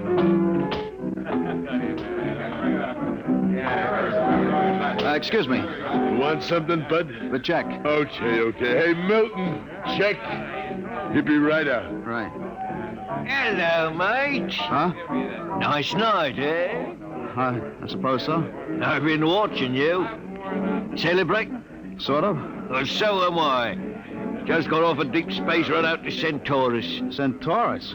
That's a 15-year run, isn't it? 15 and 3 blooming months. How'd you know? You a spaceman? No, not exactly. Hey, barkeep, where's that check? Hang on to your hat, bud. Milton is slow, but he's sure. Fill it up, Charlie. Say, why don't you join me, mate? Here, Charlie. No, thank you, no. Oh, come on, won't take off on Mo. Celebrate whatever it is you're celebrating on me. Come on, pour it, Charlie. Yeah, sure. Well, I guess I might as well. Thank you. Cheers. Cheers. Was that varnish? Charlie's special brand, eh, Charlie? Yes. Hey, look, could you get that waiter out here? I've got to meet my friends. They're waiting outside. What's your hurry, mate? You got plenty of time. Sure. Sit down. Take it easy. You don't look so good. I don't feel so good. Well, here now, you sit right here. You'll feel chipper as a blooming grasshopper in a second. Gotta get outside. In a hurry. Where's the check? Check! Oh! All right, come on. Get him out the back before his mates turn up. Grab his other leg. Let's go. In a hurry, is he? That's what he thinks. Where he's going, he's got plenty of time.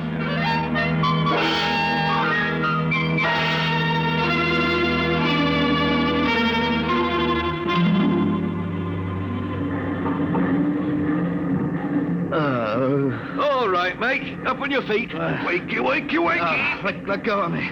That's the idea. Rise and shine and greet the dawn. Where am I? What's going on here? Come on now, mate. Up and at him. Wakey, wakey, wakey. Come on, show a leg, show a leg. Wait a minute. Hey. You were at that bar. Scully Square. Come on now, up to the power room or you'll be in trouble. Power room? What are you talking about? Where am I? Well, that's hard to say exactly. Offhand, about 8 hours out of Atlantic Spaceport. Atlantic Spaceport? What kind of a joke is this? If Alan and Peter think this is funny, they... What ship is this? R.S. Michael M. Rafferty. Coffin line. Coffin line. Well, that makes it easy. You've got to put back to port. Forget your toothbrush, mate. Listen, you runt, take me to the captain or I'll tear you apart. Here, let go of my lapel. Get moving. Sure, mate, I'll take you up to the captain. Captain Lundstrom is just the man you want to see.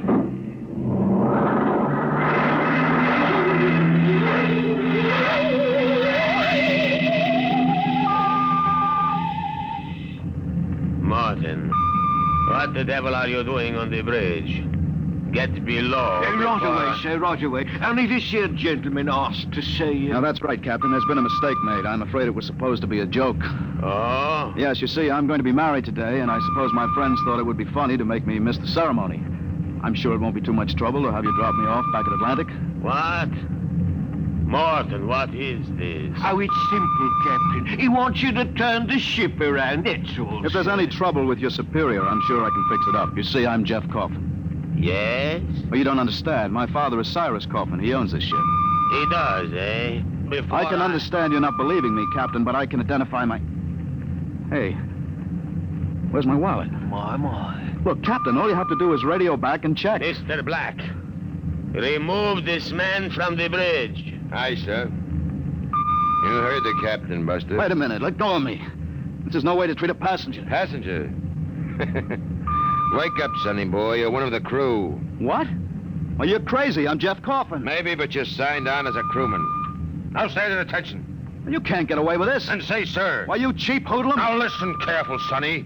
You're a spaceman on this ship, and when an officer gives you an order, you're going to jump. Now, how do you all bust it? Let go of my arms. I guess you need a little lesson in ship's discipline. And you might as well get it now. All right, Mr. Black. Now take him below.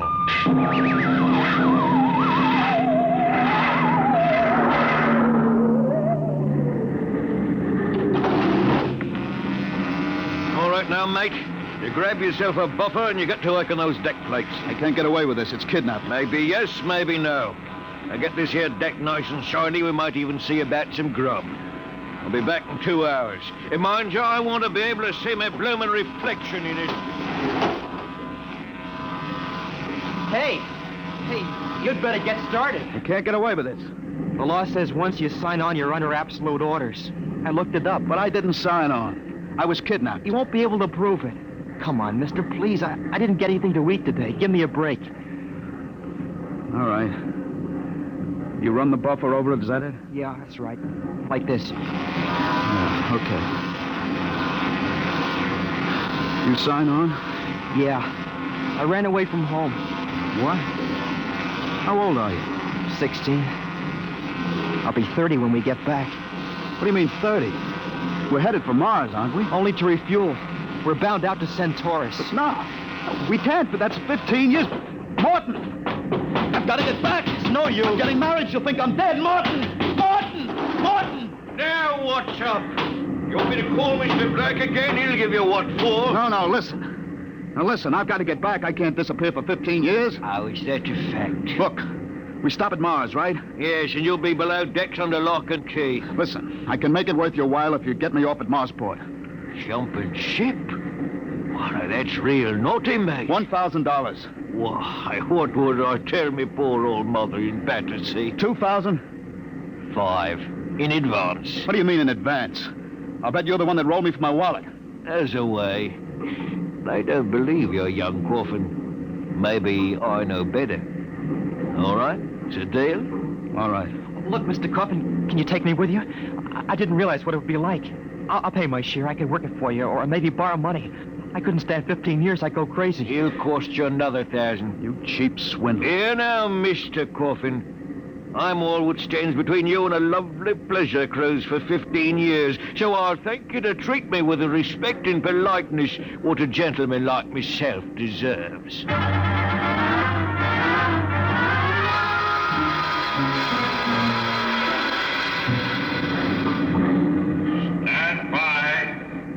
Stand by for landing procedure. All right now, listen careful. This here's the cable locker for the grappling anchor. When she lands, this hatch will open and the cables go out. Don't get yourself caught in me, you'll be torn apart. All right, we got that. Are you sure we can get out? You just do what I say. When you drop down, run for the blast pit. Nobody's there for a landing. Lay low until dark. You got that? All right. Don't worry, I'll tell the patrol you helped us get away. That'll help you when they catch up with this gang. Well, thank you, sir. Thank you kindly. I've got to get to my station now. Good luck. Thanks. Thanks, Mr. Morton. There's the landing horn. Yeah. Keep clear of that cable, Joey. Here comes the deceleration blast. Hold on tight.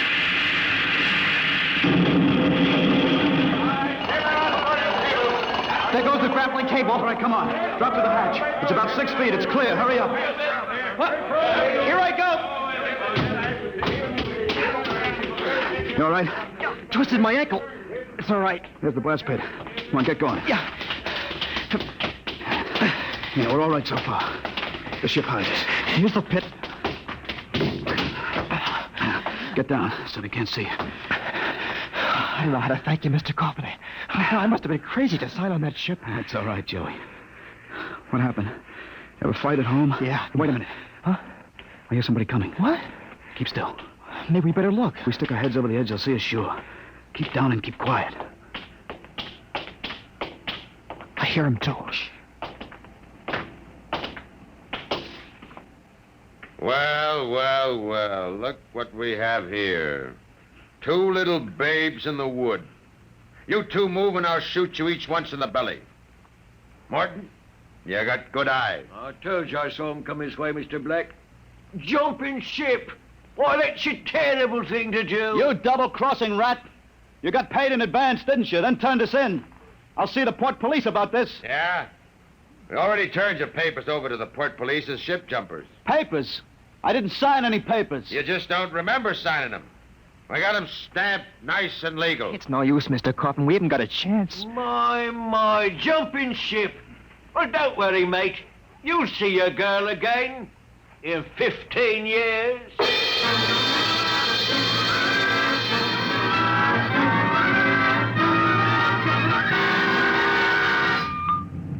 Mr. Black, inform the ship's company that these 2 men have been found guilty of attempted desertion. Desertion? Well, you kidnapped me, you dirty crook. Don't you talk to Captain Lundstrom that way. I'm sentencing them to 24 hours hull watch. Take them away. Morton, take him to the aft lock. Aye, sir.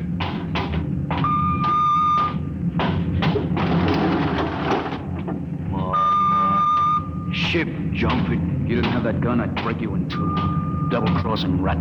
You calm down after 24 hours hull watch. What's hull watch? Very simple. We put you 2 in spacesuits and shove you through the airlock on the end of a line. You sit out there and you watch the hull for 24 hours. You can talk to each other on the wireless intercom, but no food and no water. And the heating units in those suits are just a little bit defective. Makes it interesting long about the 18th hour. I'll bet. Well, here we are, gentlemen. The airlock. Now, you get in here. You've got 5 minutes to get into suits and we blow you out of the lock. See you in 24 hours. Maybe.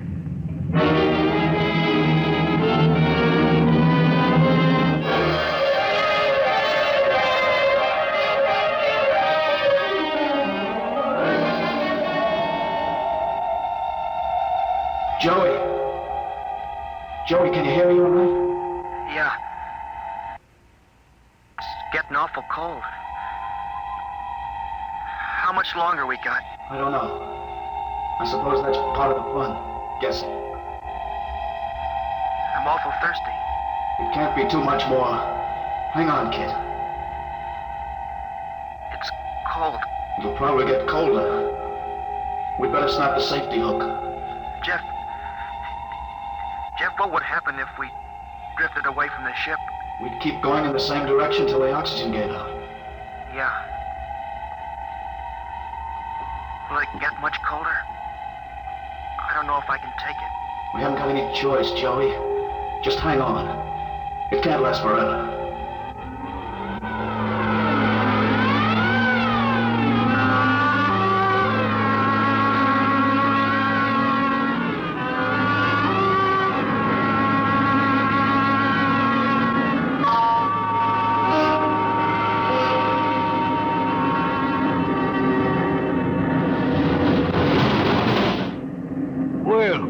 Welcome back to our little home. Water. Thirsty? Get water. Right here.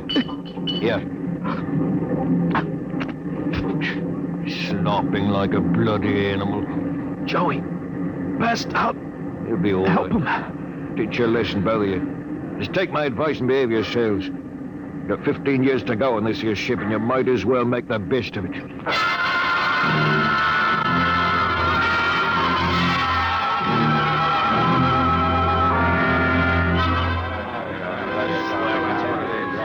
Hey, Martin, what do you call this mess? That's your supper, mate. Food concentrate. What's the idea? Only 2 months out and on concentrates already? You complaining, Red? Yeah, I'm complaining. If Captain Lundstrom's chiseling on the manifest, that's his business.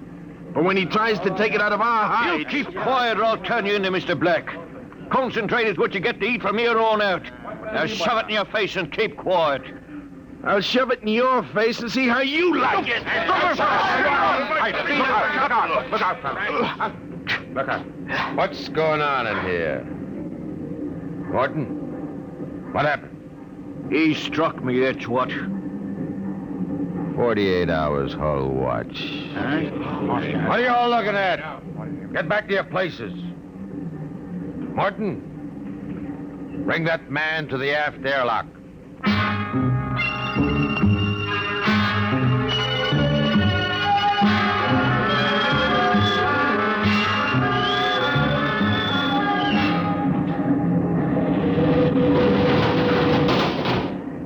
All right, Red.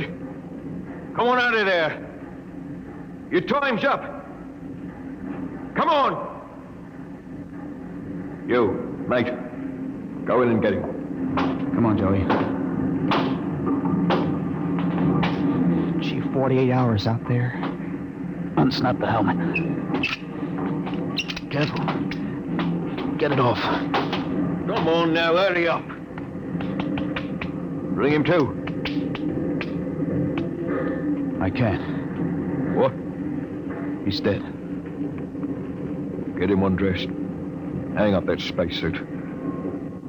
He must have had a heart attack. Heart attack. He's frozen to death. Mr. Black will be fair heartbroken. Red was a first-class jet man. Hurry up with that suit. It's cold in here.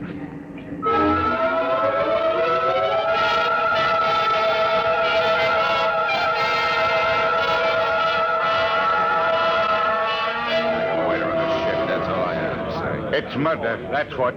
Just plain murder. Space Code gives a 30-hour limit for punishment. They didn't even have a burial. Just shoved him out of the lock. Well, if the owners knew about this, they'd stop it. Oh, fat load of good that's going to do us for the next 15 years. Oh, wait a minute. Wait a minute. If we could get the ship back to Mars... Oh, look, that's no good, son. 2 weeks after we landed, we'd be hung. That's what Space Code says about mutiny. If they catch you in the act, they shoot you down and no question. Well, I'm willing to take the chance. Are we going to let Black and Lundstrom kick us around for 15 years? Well, I'm not. Why don't we take over and head back? Okay, Quiet. Did I interrupt something, gentlemen? A discussion? Talking about the captain, maybe? Well, grab him. Let go of me. I'll have you all out in the island shifts. I'll see you in operations. That's what I'll do. Yeah, chew on my oil right, Morton. There. Well, that's done it, Harry. He's an officer. Who cares? Look, we've got to move now. Joey, get up to the radio room and smash the set before they can get a message out. Right. Pop, you get out. Yes. Tell the engine watch. All right. The rest of us will go up to the bridge. How about this, Rat? Tie him up. Speed counts now. We've got to take over before they know what hit him.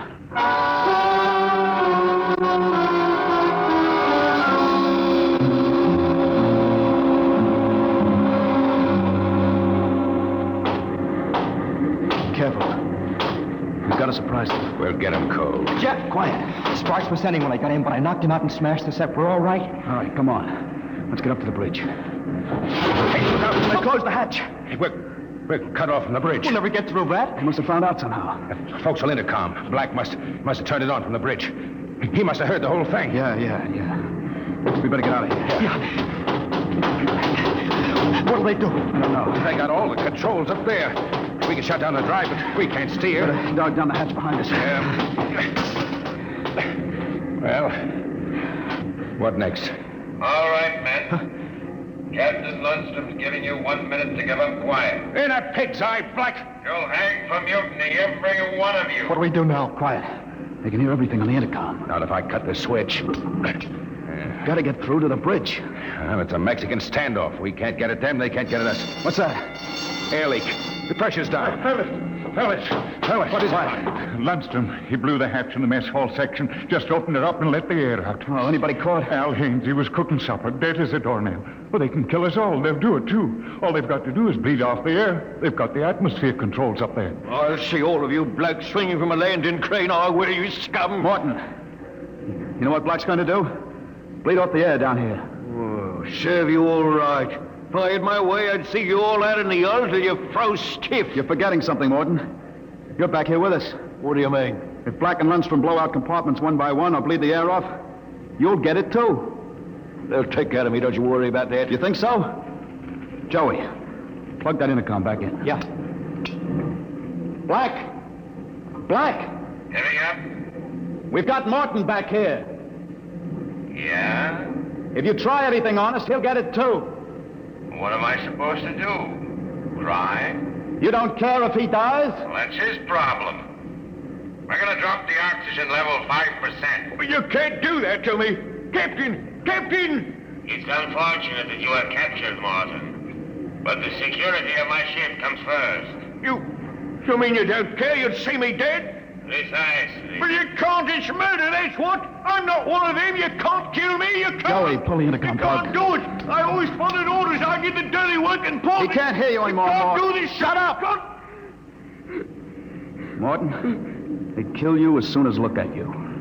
Now listen. We've got to get through to the bridge. You know this ship. There must be some way.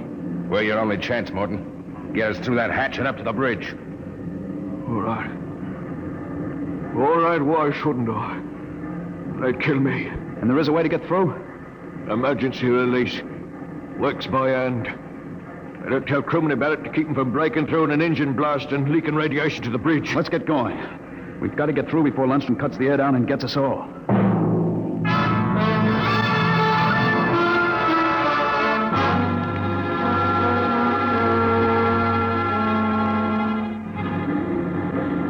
Here's the hatch, Morton. Where's the release? Under the floor panel. You can pry it up. Hurry. I got it. She's up. Works on a key. Ready? Back against the walls. They've got the guns. Let them have them. I want to wrap my wretch around Black's neck. All right, Morton. Open it up. Here goes. Look out! They had it quiet. Morton! He's dead. Electrocuted. And the hatch is still closed. He didn't get to turn that key. It killed him instantly. Harry, You got your watch gloves? They're insulated. Oh, sure. They'll take any current. Let's get Morton out of the way. Hey, don't touch him, Joey. He's got the current through. Yeah, I'll pull him away with the glove. All right, now stand by.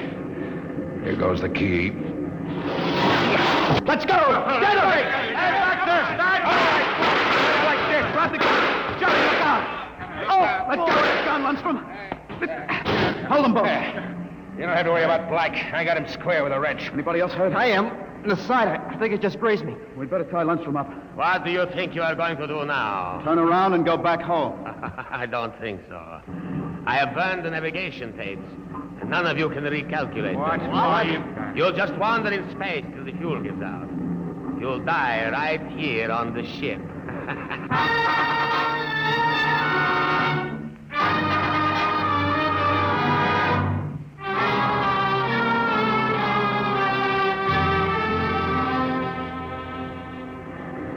How you coming, Jeff? It's no use. I've had a little space math, but not enough to compute a flight. Sooner or later, you're going to beg me to let you surrender. Jeff, the interceptor screens went on. Meteor? No, it's a ship. A patrol ship coming up on us. Hey, must have got off an SOS. No, we don't have to worry. We can just tell them the truth. Sure. You are not familiar with the space code, young man. Mutiny is punished by immediate execution on the ship itself.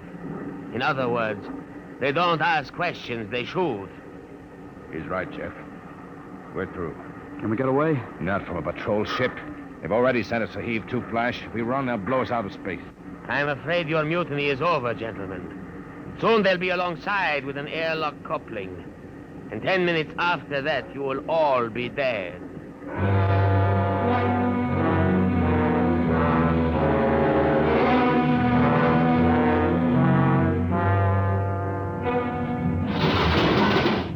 Nobody move. Sergeant, take a squad and secure the ship, collect all weapons, and post a guard in the engine room. Yes, sir. You, Brown, Williams, Kopecky, Kelly. I'm delighted to see you, Major. I was not sure that an SOS had gotten through. Oh? You're Captain Lundstrom? That's right. I can swear out the affidavit of mutiny and... I don't think a mutiny charge will stand up, Lundstrom. Not with the relief of command warrant out for you. I think we'll just forget about it. You're under arrest, Captain. Oh, you can't do that. Space code is clear. You recorded my SOS. SOS? Of course. How else did you get here? They sent us after you to get Jeff Coffin. Where is he? I'm Jeff Coffin. We had a missing persons alarm for you, and then when a check you signed turned up at Marsport... A check? That's right. I gave one to Morton to help me get away. And he sold it to a fence for half face value. We traced it back to this ship. Coffin, I've got orders to escort you personally. We're taking you back to Earth, son. Major, can I send out a message? Of course. Oh, that reminds me, I've got one for you. From your fiancée. Oh? She said to tell you that she didn't object to a bachelor party in principle, but, well, she did think 6 months was stretching it a bit.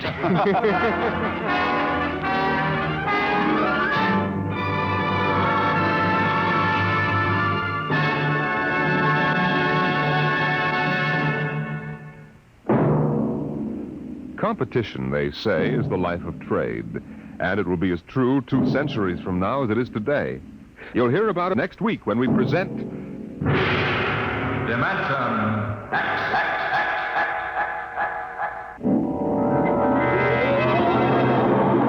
Today, Dimension X has transcribed Shanghied, an original story by Ernest Kenoy.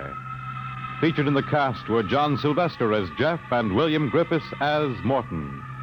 Your host was Norman Rose. Music by Bert Berman. Engineer Bill Chambers. Dimension X is produced by William Welch and directed by Edward King.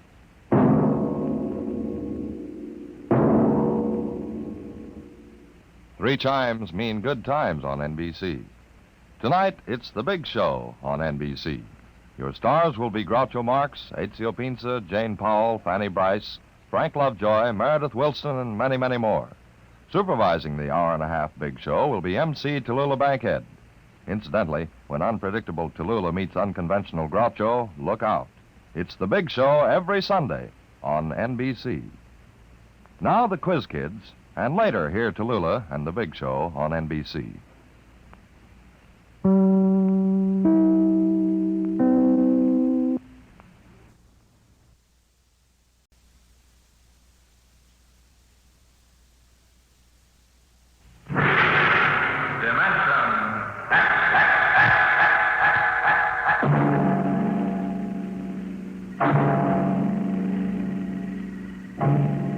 predict what will come in 100 years? Can you see beyond the known dimensions of time and space into the unknown, Dimension X? The ridge stars spread 200 light years across space. To the passengers on the immigration spaceship from Earth, they appear to be pinpoints of light in the darkness. The men, women, and children slept in their bunks in the tiered dormitories, or sat reading the immigration folders that described the worlds of the ridge stars in glowing, rosy terms. Anne Travis stood before the vision port and searched for the spot of light which would be her new home.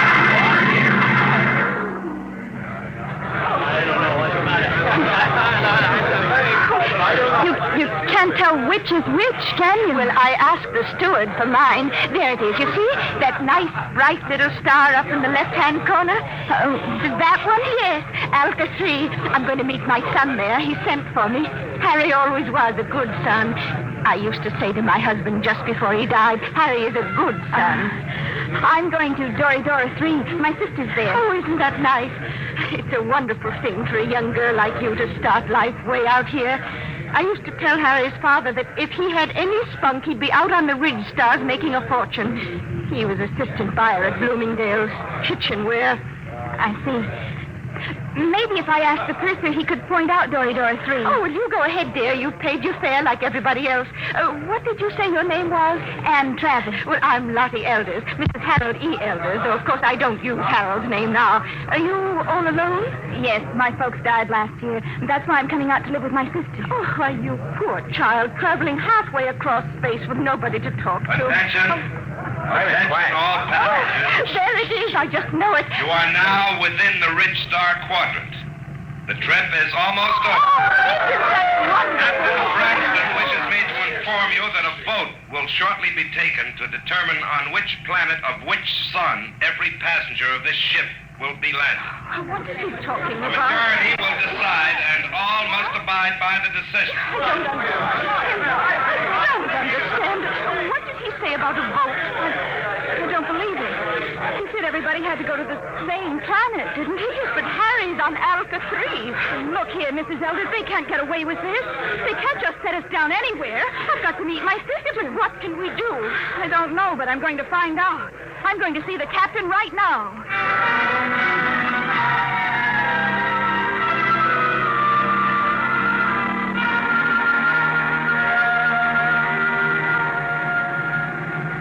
Landing manifest 12436. Cargo holds 1 through 12 at premium rate, including... I want to see the captain. Oh, look, I'm busy now. What kind of an outrage is this?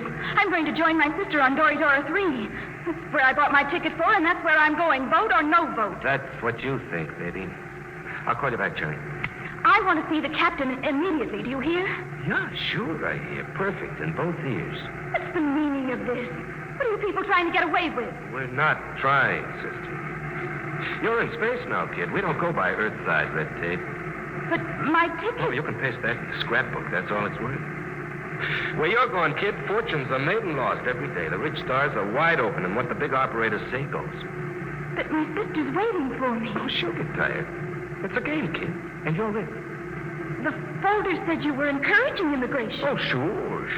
But all the improvements in Earthside working conditions in the past 50 years were to prevent wholesale immigration to the rich. That's why we have to cut the price of the tickets below cost to suck you immigrants out here. Why did you lie? Why won't you take us where we want to go? It's simple, kid. The only way to make a profit is to dump each shipload in one place. This cargo goes to Delphi, too. But the announcer said there was going to be a vote. Oh, sure. But we've got it rigged so Delphi, too, gets it. Simple, isn't it? But you can't. Oh, it's not so bad, Delphi. It's okay. Real balmy. Great work. Especially for a kid like you. But how would I get to my sister? She's expecting me on Dora 3. Can I take another ship? Not where you're going. What do you mean? Look, baby. Space travel is an Earthside monopoly. They own the patents on the rocket power that makes space travel possible. Now, the rich government offered a prize for a new kind of power that wouldn't infringe on Earth rocket patents. But until that drive is developed, you just won't get off Delphi 2. You can't travel to another planet? That's right. There isn't any public transport, and only a millionaire could afford a private jet. You mean I'm just stuck? Mm-hmm. Like a fly on flypaper. Hey, where you going? Back to my bunk. I want to lie down. Wait a minute. I'm afraid you can't leave here till that boat is taken. Why not? Well, I'm a kindly type, friendly fella. I always give a straight story to anybody, but that means I've got to keep them under wraps. So, you'll stay right here till we land on Delphi 2.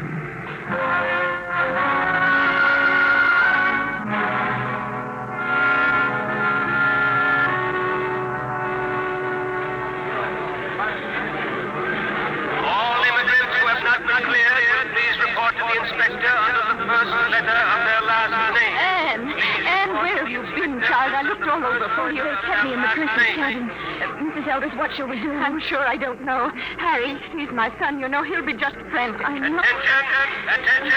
Any immigrants not cleared or in the proper line in 10 minutes will be indefinitely detained. Oh, dear, I haven't been cleared yet. Oh, well, you'd better go then. I'll wait for you right here. Oh, be sure you do, dear. I'm so frightened. Oh, which way do I go? Oh, the ink sign is over there, see? Oh, I don't have my distance glasses. You will wait for me, dear? Yes, right here.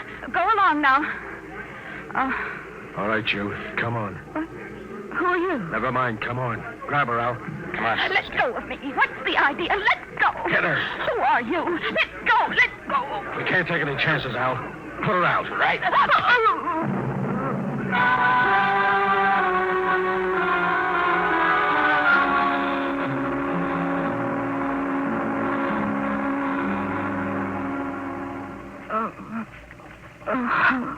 Come on, up. What happened? Come on, sit up.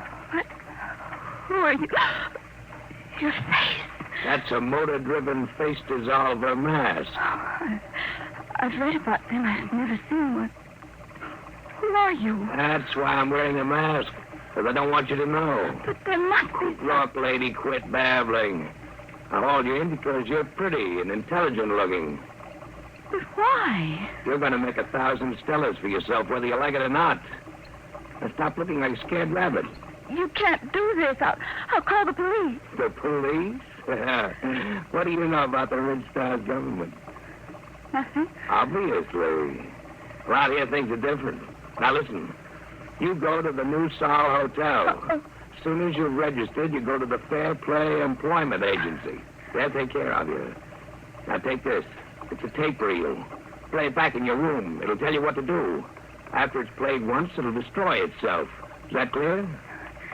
I don't understand this at all. Have you ever heard of the 7-day poison? I don't think so. Well, it's an interesting device. It feeds on the blood. On the 7th day, undergoes a chemical change, and... Very easy to use. You just inject it like this. Oh. Yeah, it's all over. For 7 days. The beauty of this poison is it can be made to look like a lock pattern in many thousands of small variations. But the only antidote must be some of the original poison at its base. And I have that. Don't get hysterical. I'll keep the antidote here. You can get it after you've done what I want. But I don't know where I am. I don't know who you are. What if something happens to you? That's your problem. But remember, the police can't help you. I have the antidote to the poison. All right, I'm through with her. Take her out and drop her at the hotel.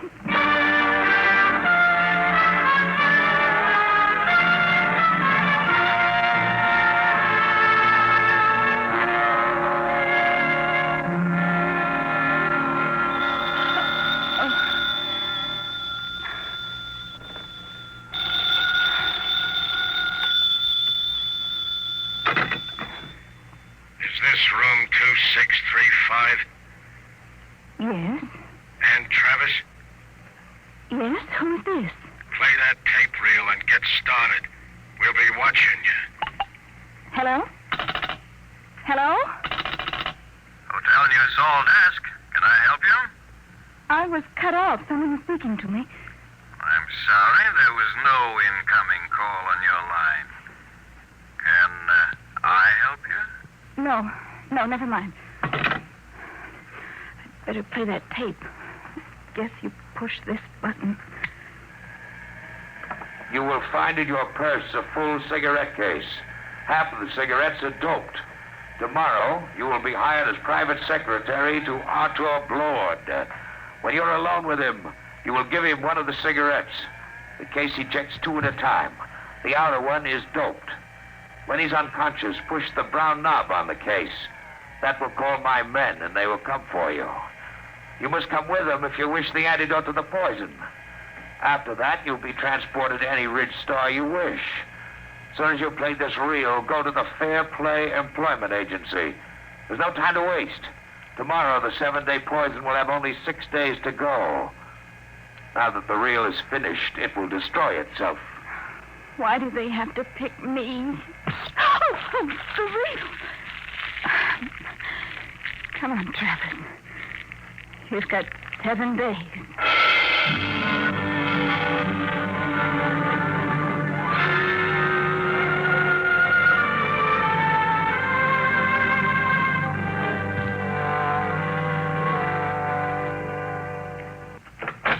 Come in, Miss Travers. Well, everything seems in order. I must verify one thing. Yes, Mr. Robertson? You did arrive just yesterday on that immigrant ship from Earth. Oh, yes, sir. And this is your first job, not only on Delphi, but on any planet other than Earth. Yes, sir, that's right. We'll check that, of course. In the meantime, we can go up to see Mr. Blord. You'll be his private secretary. This way, please. Did you say... Did I say what? Never mind. Nothing. Have you heard of Arthur Blord before? Not exactly. You would if you'd been in the Ridge Stars longer. Amazing man. Amazing. We'll wait here for the elevator. He must be very important. Important? There are names out here that they've never heard of back on Earth, and the greatest name is Arthur Blord. Really? In less than 10 years, he's made himself an astronomical fortune. Astronomical. Here we are. After you. Penthouse. What's he like? You'll see. Very dynamic, sharp. He outsmarts the big shots, the planetary operators. They exploit whole worlds. He exploits them. They hate him, the Ridge Star operators. Well, here we are. Come along, Miss Travers. Mr. Blord is waiting for you.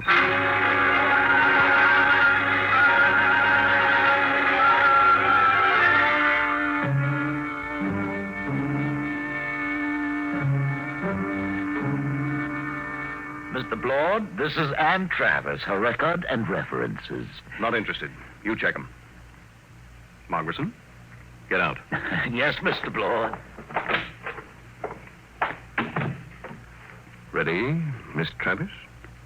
Yes, Mr. Blord. Take this dictation.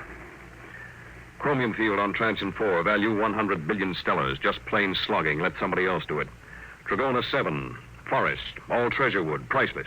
Dennis Carey, operator, hard, cruel, brilliant. Should be interesting if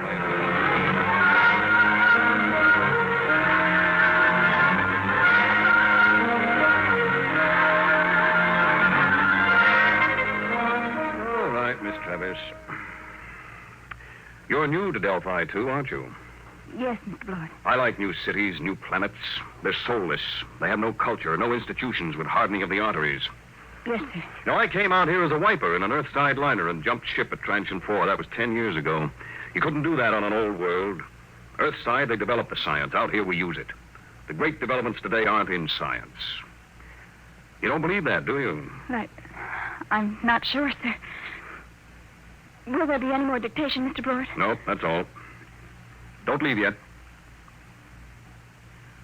Mind if I smoke? No. Like a cigarette? Sir? I asked if you'd like a cigarette. Oh, thank you, but I have my own. Oh? Earth cigarettes? Would you mind letting me have one? They're very rare out here. Of course. That's an interesting case. Ejects 2 at a time. Here, Mr. Blord, take one. Yes, thank you. Haven't smoked one of these in years. Light, Miss Travers? Thank you. Drop the lighter under the desk. I'll get it. Sit back in your chair. Should be down here.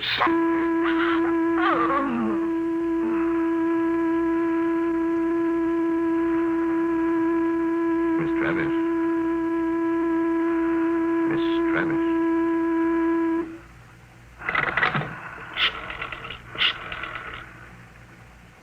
Hello, Dr. Gregg.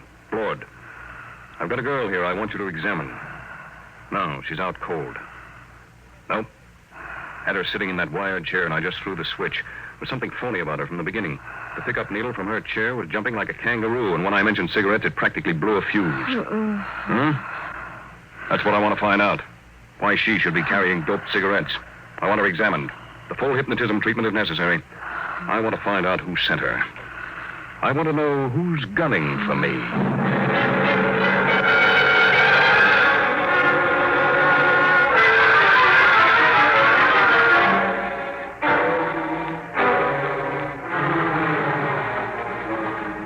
There you are, Blood.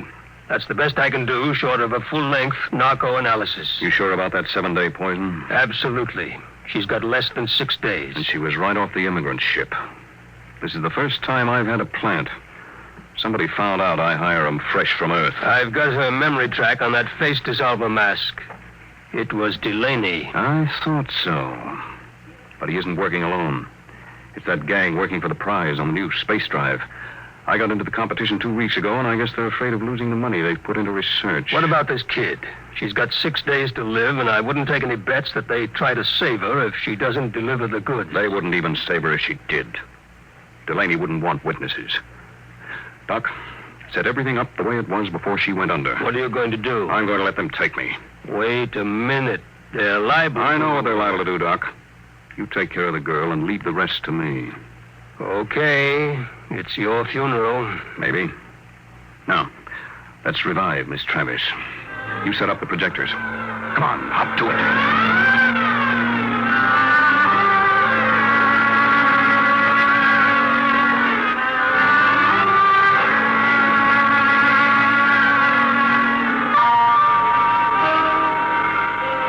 All set now. When you reverse the field, she'll come to, and she won't even know anything happened. You remember exactly what you were doing when you knocked her out? Sure. I was looking for the lighter under the table for that doped cigarette of hers. Well, I'll be going. Good luck, Artur. You'll need it. I'll be seeing you, Doc. All right, Miss Travis. Now let's take up where we left off. Hmm? Oh, I felt faint for a minute. Did you find the lighter, Mr. Blort? Oh, yes. Thank you. I haven't had a good drag on an Earth cigarette in years. It's... stronger than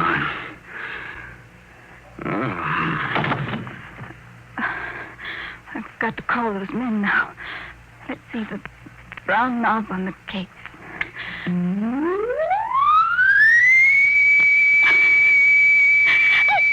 I didn't want to hurt him, but what can I do?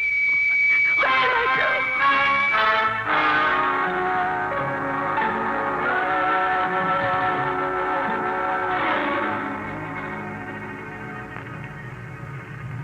How's Blood, Al? I'd like a light. This dame sure fixed him. do? Where are we going? What do you care? Tell her. In 6 days, it won't matter. The boss give orders. What's the difference? These two are dead ducks.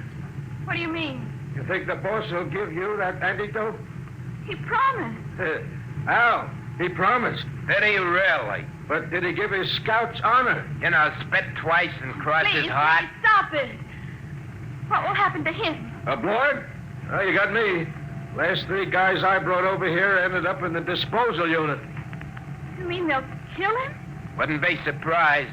Oh, no, they couldn't. They don't play for marbles out here in the rich stars.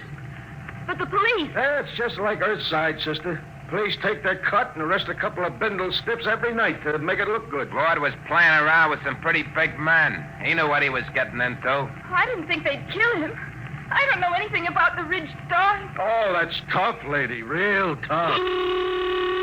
As the beam, we're hit. All right, fasten your straps.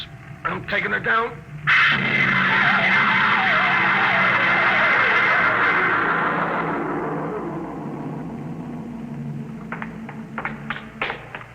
Where are we going?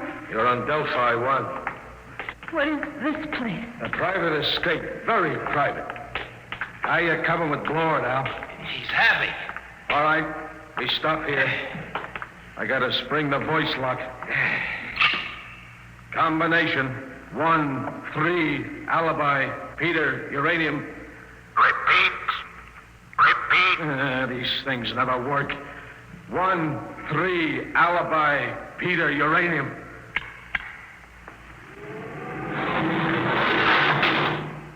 All right, drag him in now. Where do you want him, boss? Clamp him in the chair. Give me a hand, will you? Yeah. All right. Get his feet straight. Now throw the clamps. Inject the key stimulant. Right, boss. Tear up his sleeve, Al. All set, boss. Do we have to keep on the masks? I got a cold. No, I think we can do without them. Shut off the power. There we are. He's coming to. Delaney. What am I doing here? I think we can get down to business, Blord. We represent 90 companies. We've entered the Ridge government contest to develop a space drive that won't infringe on Earthside patents. Oh? Well, Delaney, I've got news for you. Unless one of you has a power drive that's 25% faster than an Earthside rocket, you're licked. What do you mean? You must know, Delaney, you said... Quiet. Can't you see trying to get us arguing? When I heard some of the low speed you boys were Shut using... up! All right. You have the floor, Delaney. 2 weeks ago, you entered the contest. We know your reputation. You can't afford a failure. Your whole financial structure is a bluff. We know you have the drive. Lord, you better save time. Tell us now, what does your space drive run on? Twisted rubber band. You'll force us to extremes, Blord. All right, take that girl out of here. No, let go of me. You can't kill him. I didn't know you tricked me into getting him. Get her out. Come on, sister. Let's go. Oh, all right. So you want to play rough?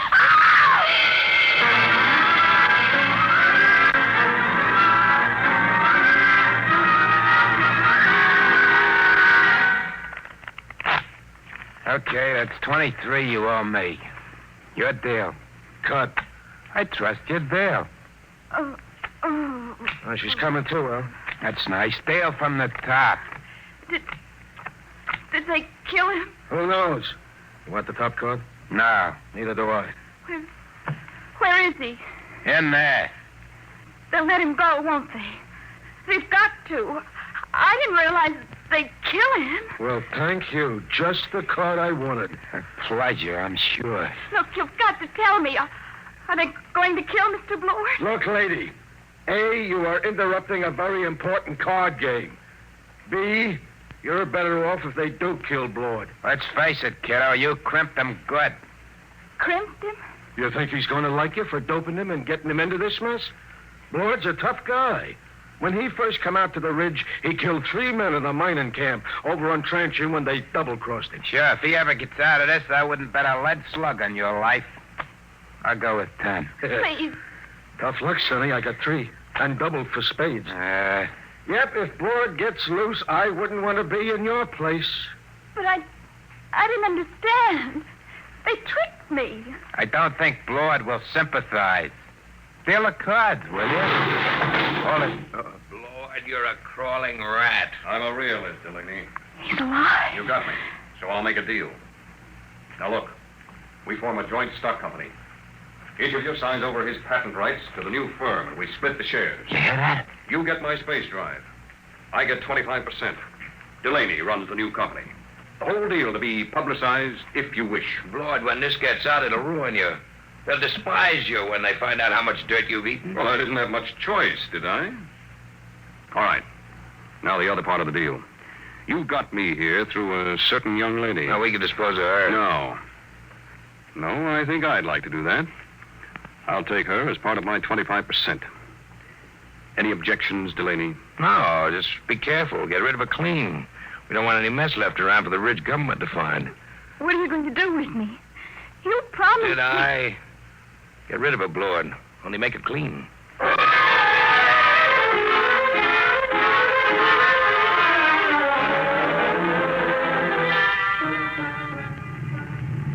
and loosen your strap now. We're on automatic. Where are we going? Back to Delphi 2. I didn't understand what they were going to do. I know. I didn't realize. I'm sure you didn't. Miss Travis, What are you going to do? I'm going to pay you off. Let go of my arm. Let go. Let go of me! Shut up. What are you screaming about? Now hold still. This won't take a second. Just one small injection. No, don't. Let me go, please. Stop screaming. Stop. There. Scratched my face like a cat. Will it take long What? for me to die? For you to... Stop it, please. Please, stop it. But it's funny. It's very funny. That was the antidote. The antidote? The 7-day poison Delaney gave you. I got it from him before we left. Young lady, I knocked you out in my office and had your mind examined. I knew just what you had done. I came here because I wanted to. Oh. You mean you're not angry with me? Certainly not. Besides, everything turned out my way. Your way? But they forced you to give them the drive. You signed away the right. I'm a percentage man. Let them do the operating. Besides, it was their drive in the first place. Their drive? Yes, it's simple. I knew that after the contest, there'd be a merger of research, so I merged it before instead. Wait till they discover they signed away their own patent rights. I don't think they'll feel like laughing then. But to give Delaney control of the new company. But don't you see, I had to get him to go along. He had the antidote to your poison. What about me now? Look at the vision port. Now turn up the scale. Oh. That's the ridge.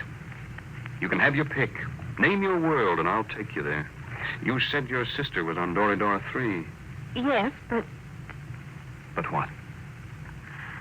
I wonder if the opportunities for advancement aren't greater on your planet, Mr. Blower.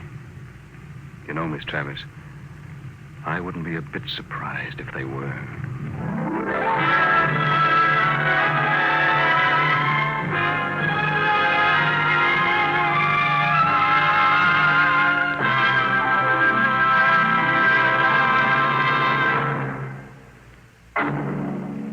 How would you like to live in a world no larger than a single gigantic rocket ship? You'll find out more about it next week on... Dimension. Today, Dimension X is transcribed Competition, adapted for radio by Ernest Kenoy from a story by E.M. Hull. Featured in the cast were Elaine Rost as Anne and Les Tremaine as Arthur Blord. Your host was Norman Rose. Music by Burt Berman, engineer Bill Chambers. Dimension X is produced by William Welch and directed by Edward King.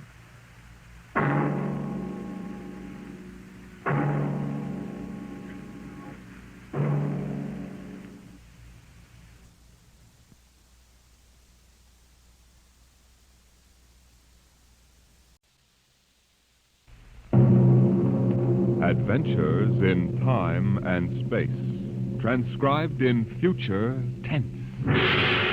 Dimension X.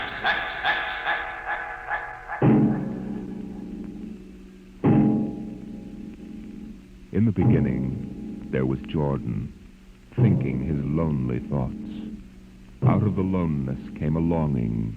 Out of the longing came a vision. Out of the dream came a planning. And out of the planning came decision. Jordan's hand was lifted, and the ship was born.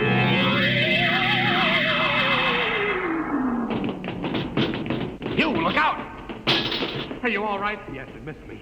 What was it? A mutant with a slingshot. I think it dashed down that passageway. You want to go after it? We'd never catch it, Alan. It's probably 12 decks above us by now. I didn't think they ever came down this far. Patrols usually get them before they reach this level. They get more daring with each generation. This one looked like a female. Male or female, it might have killed us. I told you this trip was pure foolishness. Climbing 24 deck levels to hear a crazy old man rave. We're almost there now. Compartment X15, level 24. This is the place. This area smells as if it hadn't been visited by a sanitation crew for generations. Part of the ship is almost deserted.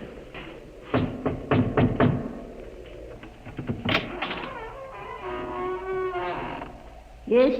This is the compartment of John the Witness. Who are you? My name is Hugh Hoyland. I'm a cadet from the scientist barracks. This is my friend Alan Mahoney. What do you want of John the Witness? Only to talk. Are you a believer in Jordan? Naturally.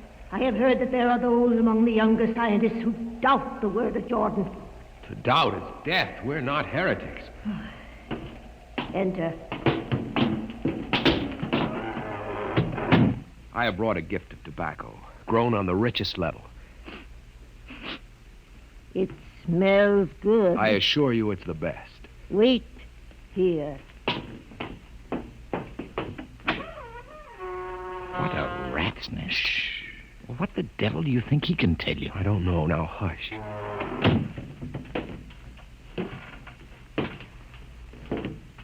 Well? You are John the Witness? I am. Good eating to you. I am Hugh Hoyland. This is my friend Alan Mahoney. What brings a gentleman of the scientist class to my humble apartment? I have heard that you and your parents before you have long been keepers of the legend of the ship. Since Jordan gave the word. I am anxious to hear the word as Jordan spoke it. Why? You see, among the young scientists, there have been some who talk against the word. Regulations against such heresy? Some of them say the ship has no purpose. They say that we're here accidentally.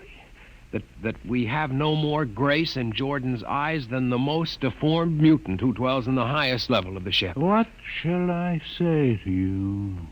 I wish to hear the word from the mouth of one who knows, that I may become more convinced. Sit. You have gift for the witness? The finest tobacco. Good. I will dim the light. Now, pay close attention. For these are the words as my father's father's father gave them to his son's son's son. This is how the ship came into being, how our people were created.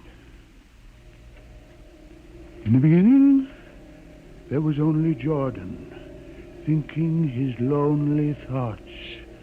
In the beginning, there was darkness, formless and dead. Out of the loneness came a longing. Out of the longing came a vision. Out of the dream came a planning. And out of the planning came decision. Jordan's hand was lifted, and the ship was born. Mile after mile of good compartments, tank after tank for golden corn, ladder and passage, door and locker, fit for the needs of the yet unborn. He looked on his work and found it pleasing, meet for a race that was yet to be. He thought of man, and man came into being. Then Jordan checked his thought and searched for a key. Man untamed would shame his maker. Man unruled would spoil the plan. So Jordan made the regulations, some to speak and some to listen. Order came to the ranks of men. Crew he created to work at their stations, scientists to guide the plan. Over them all he created captain, made him judge of the race of man. Thus it was in the golden age.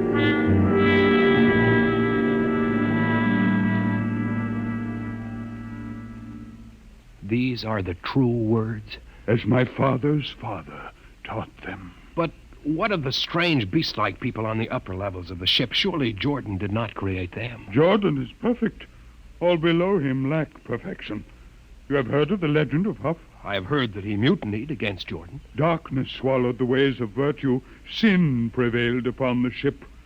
And before wisdom prevailed and the bodies of Huff and his followers were fed into the converter, some of the rebels escaped and lived to father the mutants. They are tainted with the sins of their fathers. One more question, witness. Speak. What is the ship? The ship is a great sphere, 25 kilometers wide and 100 levels deep. I know that, but what about the upper levels? The regulations forbid us to venture into the upper levels, but it is said that beyond the levels of the mutants lies the forbidden place where Jordan's spirit prevails. So I've heard. But something troubles me. Something which prompted my coming here. Yes, my son. What lies beyond the ship? What? What lies beyond the ship? This is heresy. Answer me. I will not permit such talk. The ship is complete. The ship is universal. The ship is everywhere. The ship is endless. Your mutterings are those of a frightened old man. They answer nothing. You question the word? I think you lie. Hear me, Mr. Highland. For what you have already said, I can have your body fed to the converter. Your soul launched on the endless trip. You threaten me. You, for Jordan's sake. You think I fear this dried fig of a man? You. Sir, my friend is impetuous. He doesn't understand. I might be persuaded to forget a substantial gift. You pig. Come on, Alan. The sight of this so-called holy man offends me. No, you shall not leave. Look, don't try to frighten me with a gun, old man. Remain where you are, heretic. I warn you, put down the gun. No. No closer. Drop it. Very well, then. Death to the heretic. Alan, get him! Is he dead? I don't know. Come on, Hugh. We've got to get out of here. Now where? We can't go back. They'd feed us into the converter. What's that? The old woman must have turned in an alarm. Come on, the patrol will be here in no time. Where can we go? The upper levels. But the mutant. We'll have to take our chance. Listen, that's the patrol we've got to climb. There's a hatchway. Down the corridor. Quickly. Halt! Halt, do we fire? The ladder.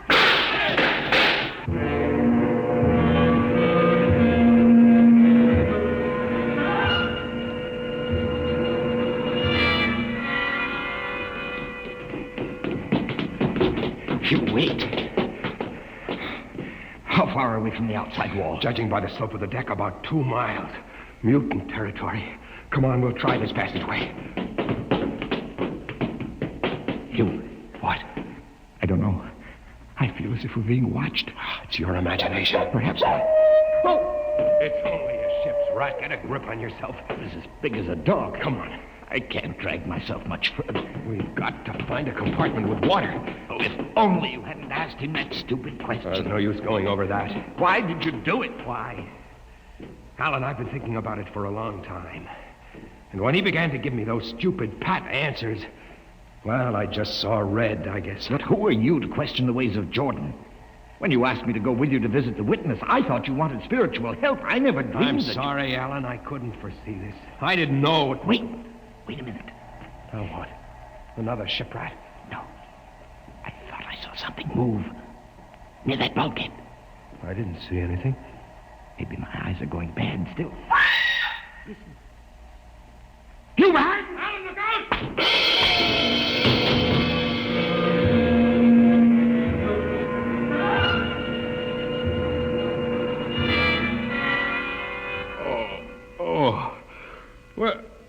Where am I? What are you? Get away from me! Alan! Alan! Look out with that knife! Stay away from me! Alan! Alan! Don't kill him, Bobo. Not yet. Who are you? Forgive my friend Bobo. Like so many of my people, he's rather impetuous where members of the so-called super race are concerned. Who are you? What place is this? As you can guess from my leg, I'm a mutant. Where is Alan? Your friend is dead. I was not able to restrain my people in time to save him. Why don't you destroy me and get it over with? We do not kill for pleasure, Mr. Hoyland, only when necessary. You know my name? I read your identification tag. Who are you? Mutants can't read. My name is Gregory. I'm a leader of my people. Although we are unfortunate in our heredity, Mr. Hoyland, many of us are quite intelligent. Why do you live like animals? We would rather live like free animals than like regimented slaves, as you do. I've heard that you practice cannibalism. Undoubtedly, you hear many things about us. We raise our own cattle on the upper levels, and those of our people who choose to farm raise enough crops for our small population. You turn your head. Why? This one. I've never seen a creature like him. Bobo is an unfortunate. He was born without the power of speech. How can you tolerate a monstrosity? We have learned to live with difference. If we began to destroy our imperfects as you do on the lower levels, there would soon be no one left. It violates the regulations. The word of Jordan You know, states... Mr. Hoyland, your people are really primitive and barbaric. You dare say that to me? I dare say a good deal more. Let us go to my compartment and speak further. I'm always interested in information of the lower levels. I won't give you any information. Bobo, I want Mr. Hoyland in my cabin, please. Hey. I advise you to go quietly, Mr. Hoyland. Bobo has a hatred of superior beings, which is unfortunate, but quite understandable. Proceed.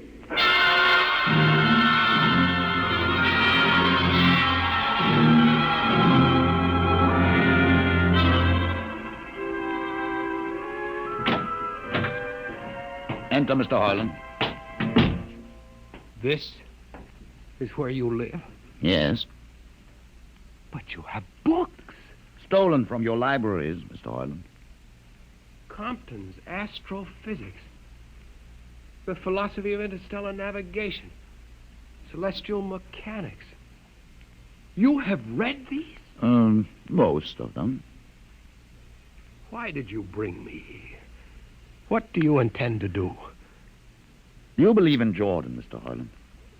There is no other belief. And the trip? I suppose you believe in the trip, too. Well, what else is there to believe? When you die, your remains are fed to the converter, and your soul makes the trip. And where does the trip take you? Why, to Centaurus, of course. Huh? And what is Centaurus? Why, Centaurus, mind you, I'm just telling you the orthodox answer. Centaurus is where you arrive when you've made the trip. A place where everything is happy and everybody's happy and there's always good eating. It's mythological, of course. And you believe this? The peasants believe it, literally, but many of the younger scientists like myself know that it's figurative, symbolic. Why do you ask? Didn't it ever occur to you, Mr. Hoyland, that the trip is exactly what your peasants believe it is? That the ship and all the crew were actually going someplace, moving? The ship can't go anywhere. It already is everywhere. Imagine a place bigger than the ship, much bigger, with the ship inside it, moving inside. But there can't be any place bigger than the ship. There wouldn't be any place for it to be. Oh, for heaven's sake. Listen, you know the lowest level? Yes. If you started digging a hole in the lowest level, where would that hole go? Where would that hole... Oh, no. No, it's forbidden to think such a thought. Where would it go? No. No, I can't think about it. Bobo. Bobo, we're going to take Mr. Hoyland to the place. Where are we going? To the top level. But it's certain death. Nonsense. I've been there 1,000 times. Come along. No, I won't. You can't make me. I think we can. Now, shall we proceed peacefully, or shall I have Bobo persuade you?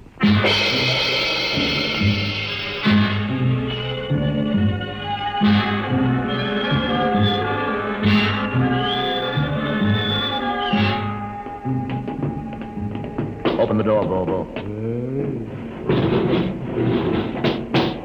Inside.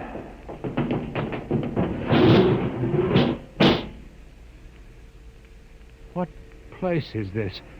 This, Mr. Hoyland, is the main control room. Why, Mr. Hoyland, you're trembling. It isn't true. There is no such place except in mythology. Oh, you younger men are so wise, Mr. Hoyland, except for one thing. This happens to be the main control room of the ship. But it's nothing but a huge room with an instrument panel. What did you expect? How do you know this is the main control room? See these instruments? Using them, the navigator, many hundreds of years ago, actually steered the ship on its voyage. I don't understand. I didn't suppose you would. Your people have been so steeped in superstition and ignorance that the whole concept has lost its meaning. Sit in that chair. Don't be frightened. Sit down. Very well. Look up. What do you see? Nothing but a huge shield. Watch it for one moment, Mr. Hoyland. You are going to see something that few of us have ever been privileged to witness. Something so dazzling that you may find it hard to accept at first. But it is there. It is a reality. And ultimately, you must accept it. What are you doing? I'm dimming the lights. Don't be frightened. Keep your eyes focused on the shield above us. Ready? Watch. The shield! It's sliding back! Ghost of Jordan! Well? What am I seeing? The universe, Mr. Hoyland. The universe in all its beauty. The stars, the planets, the suns and moons and the constellations. This is your heritage, Mr. Hoyland. The heritage you've been too stupid to seize. But it can't be. The ship is the universe. There is nothing but the ship. Ah, but there it is. You see it before your eyes, spread out like a canopy of glory.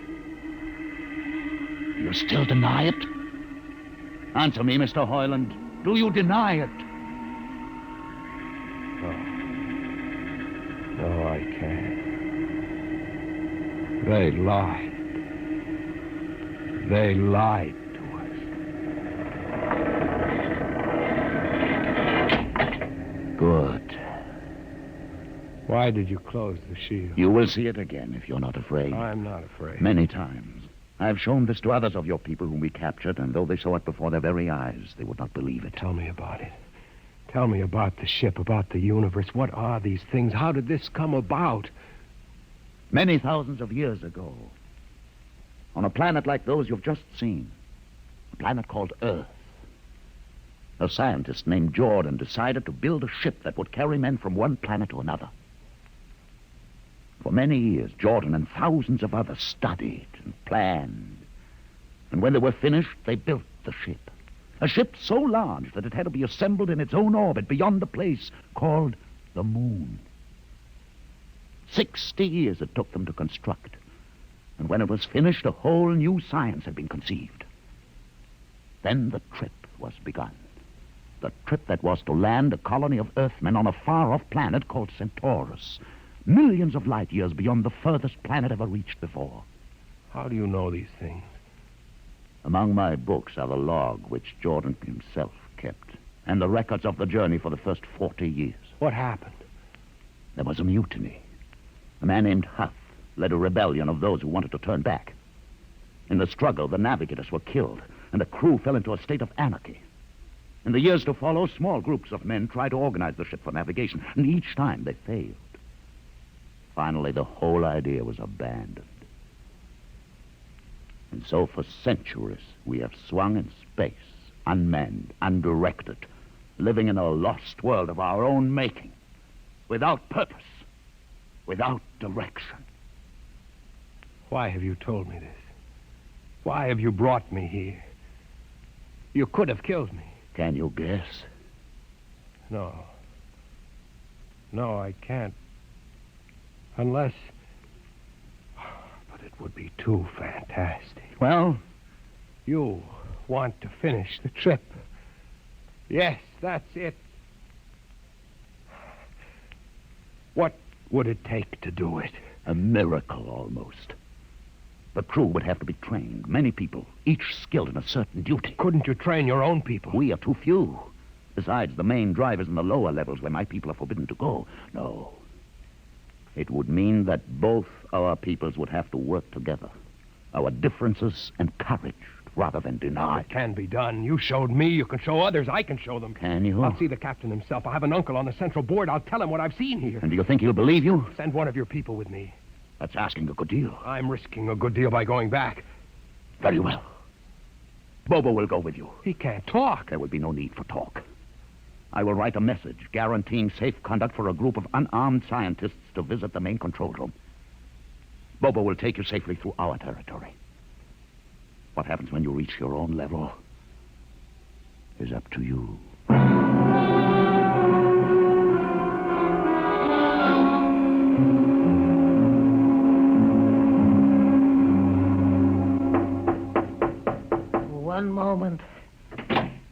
Yes, what do you... You. Quick, Uncle Edison. But this mutant... He's harmless, please. Now, what is this? You're wanted I know all about that. Listen, Uncle, I must see the captain. The captain? Are you mad? You're a council member. You can get me to see him. They'll kill you. You're wanted for heresy. I don't care. I must speak with the captain. You're close to him. You can arrange it. I don't understand why... Uncle, listen to me. The ship is moving. I can prove it. Do you understand? There is a purpose in the ship. I don't understand what you're babbling about. Never mind. Just talk to the captain. Tell him I have information of tremendous importance.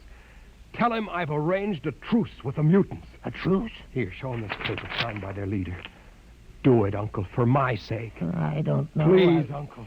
If I'm to die, let this be my last request to you. Very well. I'll speak to the captain.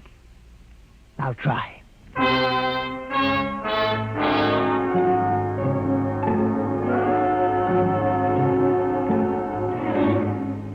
And you say, Mr. Hoyland, that you saw this with your own eyes? I swear it, Captain. I swear it on the word of Jordan. Let me see that paper again. What do you think, Commander Erst? I don't know, sir. It might be a trick. I guarantee you safe conduct. If these things are as Mr. Hoyland reports them, it would pay to risk a few lives. The man is a convicted heretic. Still, we mustn't discount his word entirely. He has a safe conduct. The mutant risked its life coming with him. I think we might investigate. You will do it? I'll have an expedition outfitted. Dismiss, Mr. Hoyland. Thank you, sir. Thank you. Captain, do you... Commander Erst. Sir. You'll make the necessary arrangements for an expedition. I trust you understand. Perfectly, sir. Perfectly.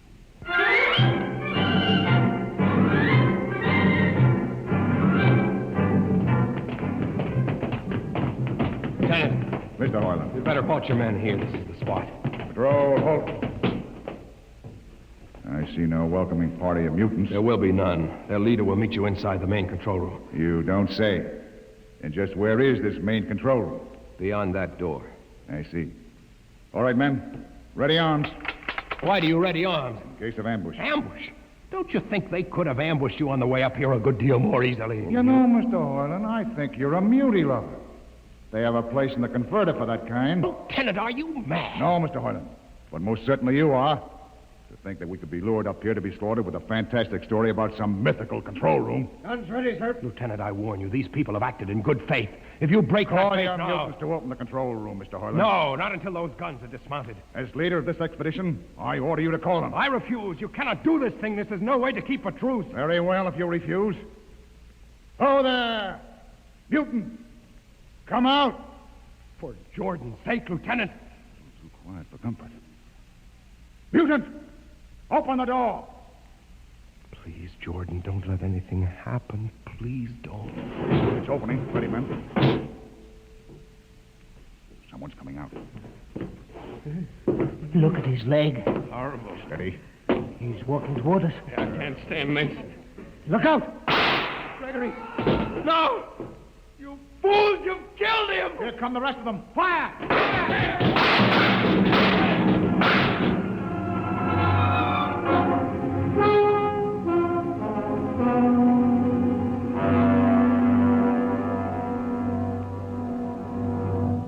That should teach them a lesson they won't forget. All right, men.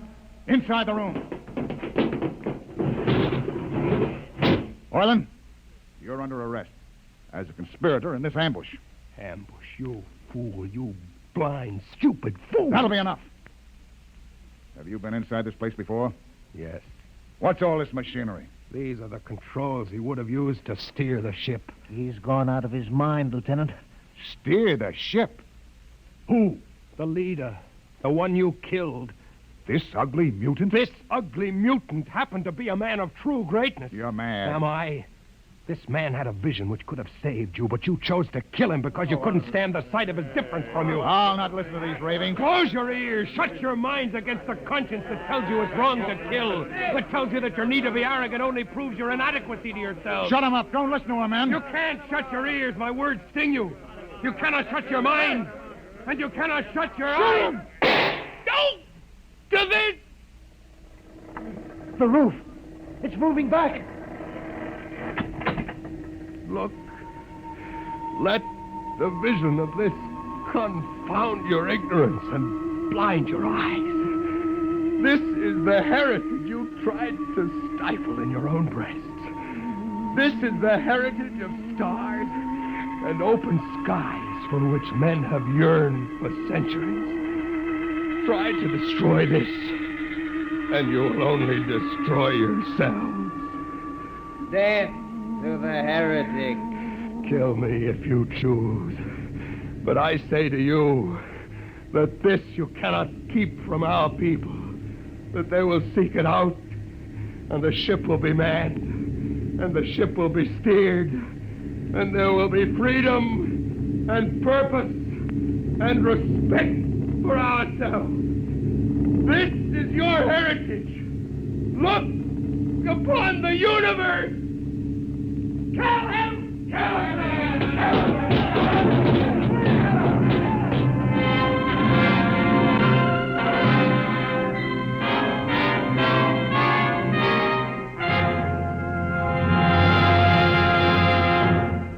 You have just heard another adventure into the unknown world of the future, the world of Dimension X.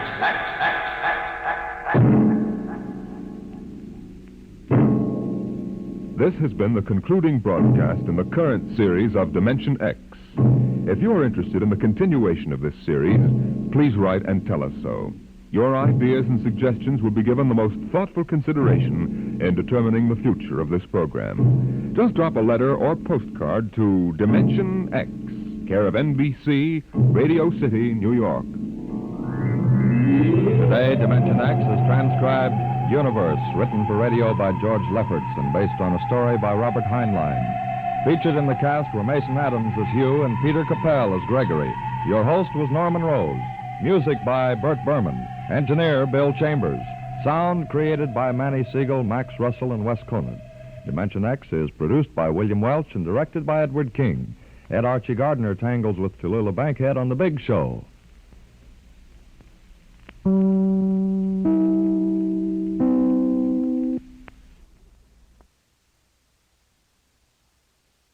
Exciting news for adventure seekers. Join us on a thrilling journey through the vibrant landscapes and diverse culture of Brazil. Lost in Brazil brings you to captivating videos showcasing heart-pounding adventures, mouth-watering cuisine, and hidden gems of this incredible country.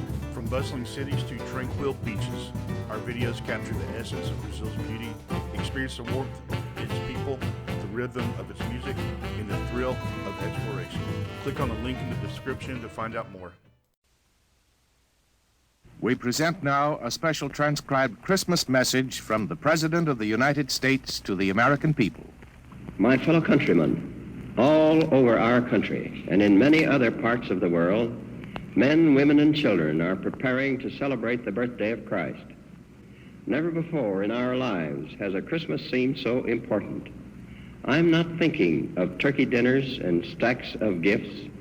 I mean the quiet, reverent celebration of faith, hope, and love, born in a manger in Bethlehem. Across all the continents of this world, peace-loving people today feel apprehension and loneliness and fear. Many have forgotten the humble surroundings of the Nativity and how, from a straw-littered stable, shone a light which for nearly 20 centuries has given men strength, comfort, and peace of mind. At this Christmas time, we should renew our faith in God. We celebrate the hour in which God came to man. It is fitting that we should turn to Him. Many of us are fortunate enough to celebrate Christmas at our own fireside.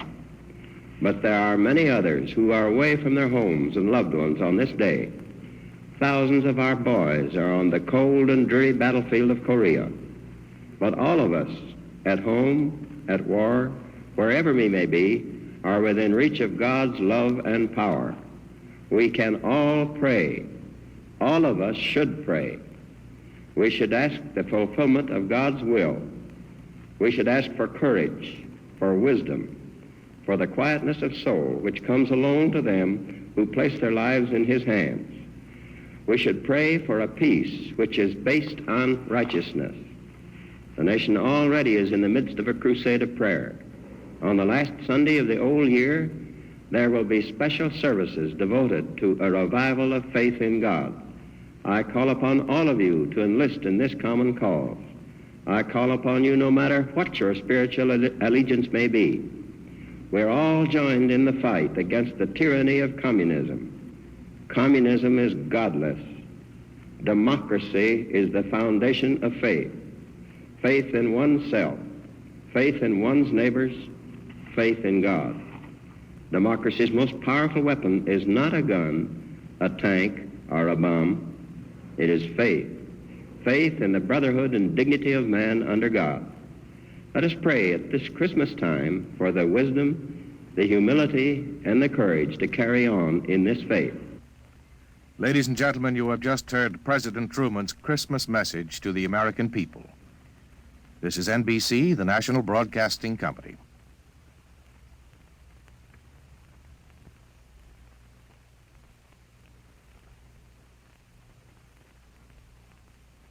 In answer to many thousands of requests from its listeners, the National Broadcasting Company is happy to bring you Adventures in Time and Space, transcribed in future tense.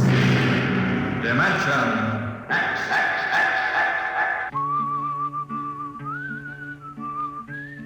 This is the story of Riesling, the singer of the spaceways. You've probably sung his songs in school, in English, French, or German. The language doesn't matter, but it was an earth tongue. But the real story of Riesling is not found in the footnotes of a scholar's critique or a publisher's biography.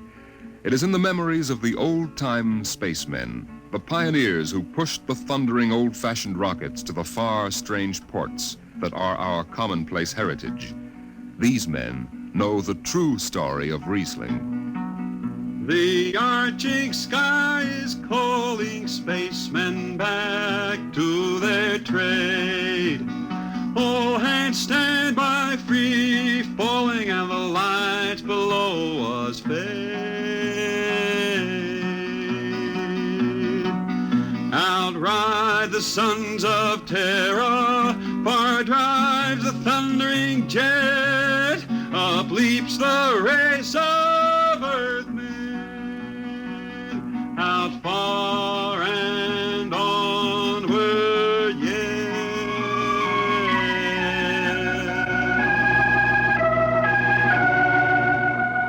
When I first met Riesling, he was hustling drinks in the Twin Moons Bar at Drywater, Mars. He'd won a guitar off a Chinese barkeep at Luna City by cheating at one thumb, and he made his whiskey by singing in the bar and passing the hat. Listen to her, Hudson. Don't she strum pretty? Like a 16-year-old gal. Say, how much you collect on that last song? $3 Martian and a slug. Al grabbed it from my bill. He don't trust me no more. Funny, never did have no luck with hound dogs and a Martian barkeep. Hey, Riesling, look over there by the bar. There's an Institute 4 striper giving it the eye. Know him? Captain Hicks off the Goshawk. He's sure giving you the once-over. Maybe he's got a job. They don't make never no mind to me. I've been blacklisted. Hicks logged me for making up a song on watch. Right fine song, too. Hold it. Here comes the brass arm. Riesling, I've been looking for you. I've been right here, Skipper. You saw to that. I need a jetman on the Goshawk. Interesting. Real interesting. Well? I got news for you, Skipper. You blacklisted me, remember? Well, you kept your nose clean, and we need an experienced man. Been a little changing down aft in the Goshawk, ain't there, Skipper? How'd you know that? You got that new atomic pile drive. Last 3 of them tea kettles blew somewhere in the asteroids. Look, it's double pay, but if you're scared... Scared?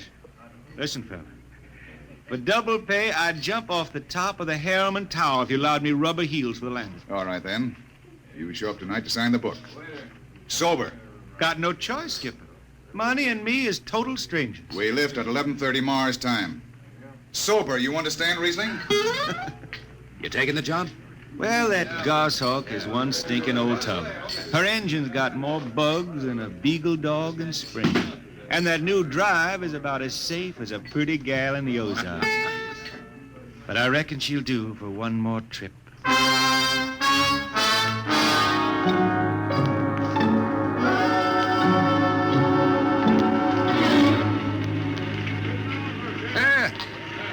home, Riesling. Hi, Jimmy Legs. Meet my friend Hertzman. He's signing on as a wiper. This here's Jimmy Legs Casey. He's bosun. Can't hold his liquor no more than a sieve, poor boy. Mr. Casey. Riesling, you sober enough to sign the book? Drunk or sober, I'll make my mark. Stand aside. 3 X's? Took me a middle name. Yeah, you two lay below. And Hertzman. Aye, sir. Get him sobered up before the skipper makes rounds. Jimmy Legs, I'm sober as a hanging judge. Yeah? Well, you can leave that bottle here. What bottle? The one in your back pocket. Oh, glass buttons, maybe, huh? Give it here. Jimmy Legs, I swear I'm going to write a song about you. Go ahead, threaten me. Now get below. We raise ship in 30 minutes.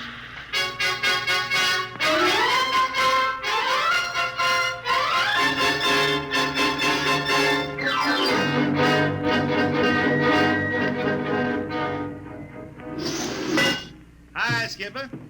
Riesling, what the devil are you doing up here on the bridge without permission? Figured I'd take a little stroll.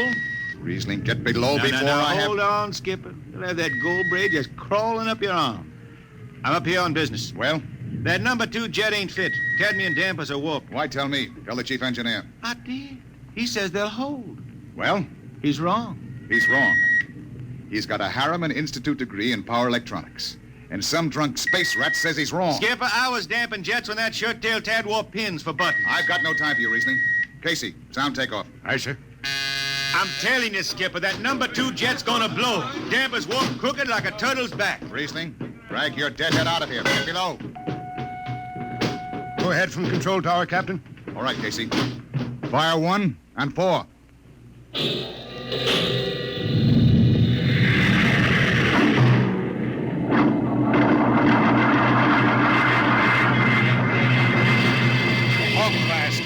Had to blast for 3 watches before going into free flight. Riesling and I had the second watch. Damping was done by hand in those days with a multiplying vernier and a danger peeper. And as long as the peeper ticked off slow and steady, we knew the ship was safe. For a while. Hey, Riesling, you better stow that guitar. If Jimmy Legs catches it, he'll blow a gasket. Don't worry, I can damp this tea kettle in my sleep. How's number 2? All right so far. Did you ever hear that song about Hicks, the one that got me blacklisted? Oh, the skipper is the father of his crew, a gentle guiding light to me and you. But on Mars he likes his women if they walk or if they're swimming, or if they've got 6 arms instead of 2. Hey, the second verse is better. Now the skipper likes his liquor by the quart. Yes, he'd go from Mars to Venus for a snort. He'll drink rocket fuel and... Hell, hi, Skipper. Didn't see you come in. You were too busy, eh? Who's watching the gauge? I got an eye on it. Don't you fret none. Riesling, I'm going to fix it so you can't get a berth on a rocket-powered pogo stick. Report to Casey under arrest. I don't rightly think I will. You what? You kind of forget, Skipper. According to Space Code, you can't remove a jetman till the end of the watch, right? Now, look, you corn-fed space lawyer. Now, is that a rule or ain't it? Riesling, your shift is over at 2300. And I'll see you ride the rest of the way in slop locker. Maybe. Maybe. In the meantime, you clear out of my power room. I gotta make me up a 3rd verse for my song.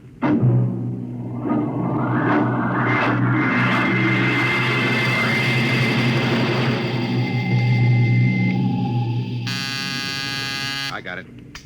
Power room. Damp number 2 a point. Number 2, aye. Hey, let me have that mic. Jimmy Legs, is that forced dry boil up there? Give me that, Casey. Riesling, I've taken just about enough from you. And I've got a little news for you, Skipper. Number 2 jet is bulging like a fat lady in a satin skirt. Listen, you clown, that's Skipper, I think I'm gonna junk my song and start over. I could do much better on you. This is the last time, Riesling. Damp number 2 a point. Sure. Look out, Hertzman. I'll take it. You watch the gauge. Now. Riding easy here. She's bucking a little. Riesling, hit the emergency. She won't. Damn! It's that floor. There go the lights. Look, Riesling! Riesling! Stay down behind the baffle. I've got to take a look. It's radioactive. Look out! I've got a piece of hot stuff under the tube. What's going on down there? Shut up, Jimmy Legs. I'm busy. Hey, she's tight now. What happened? Number 2 blew, you lunk-headed space rat. You all right? A little sunburn. The lights are gone. What's the matter with the emergency circuits? Riesling. Jimmy Legs, get some lights down here. It's dark. Get the emergency light on. They're on, Riesling. They went on after the blast. The lights are on. What are you talking about? Jimmy Legs. Jimmy Legs, turn on the lights. It's dark. Turn on the lights.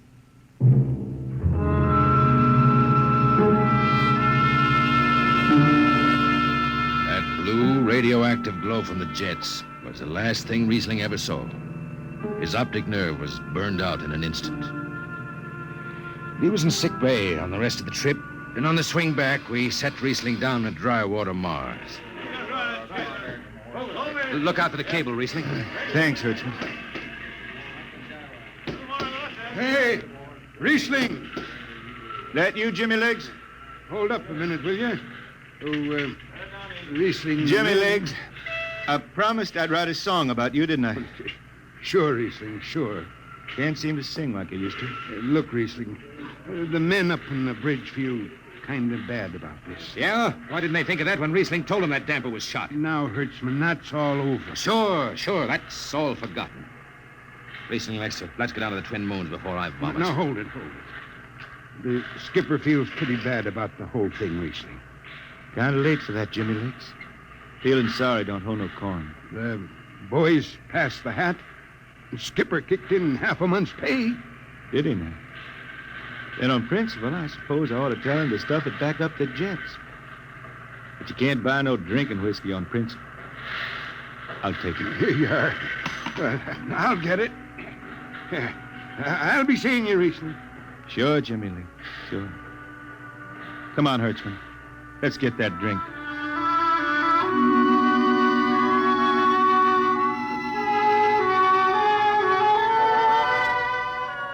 That was all. Just another space bum who didn't have the good sense to finish before his luck ran out. Well, Riesling holed up at the Twin Moons till his money was gone. Then he hooked a ride on a crawler over to Marsopolis. It was a boom town then, with an industrial district mushrooming between the Lesser and Grand Canals. I ran into Riesling about 2 months later, playing his guitar on a jetty that ran out into the canal. He had a dirty rag tied over his eyes with a jetman's knot, and his hat was on the wharf beside him. Riesling! Who's that? Wait a minute. Hertzman. Yeah, how you been? Passable. Say, is this a Venusian dime? Ah, it's a slug. I figured. Well, how's it going? Singing again? Some. Working saloons, mostly. But I've been thinking some funny songs, Hertzman. The words come out different than they used to. Come on along the canal with me. Sure. Here, take my arm. I know the way. That's a funny thing, Hertzman. I figure I know it better than other folks. Look back there, towards the city. What do you see? Factory towers? Smell them from here. But it don't seem that way to me. I remember them old buildings, old before Bible times on earth. Thin and graceful like the fairy palaces my Grammy used to tell about down home in the hills. Well, they've torn them down now, or else blocked them up with cinder bricks. Hertzman, when I stand out here on the canal, I can see it the way it used to be. The water, ice blue with the stars shining up out of it. Way off there, the city with the towers sweeping up like a bird flying off a tree. I can see it. It's the dirtiest stink hole in the system. Not always. Depends on how you see it. Bone tar the race that raised the towers, forgotten are their lores. Long gone the gods who shed the tears that lap these crystal shores. Slow beats the time-worn heart of Mars beneath this icy glassy sky. The thin air whispers voicelessly that all who live must die.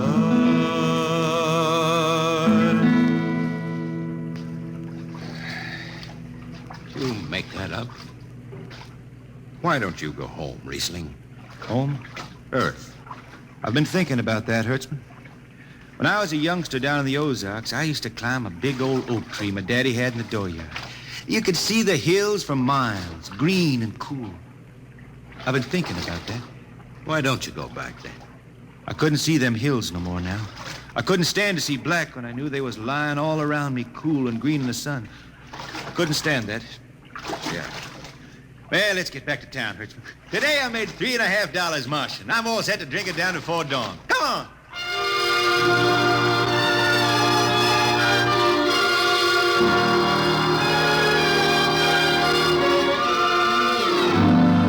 I lost track of Riesling after that.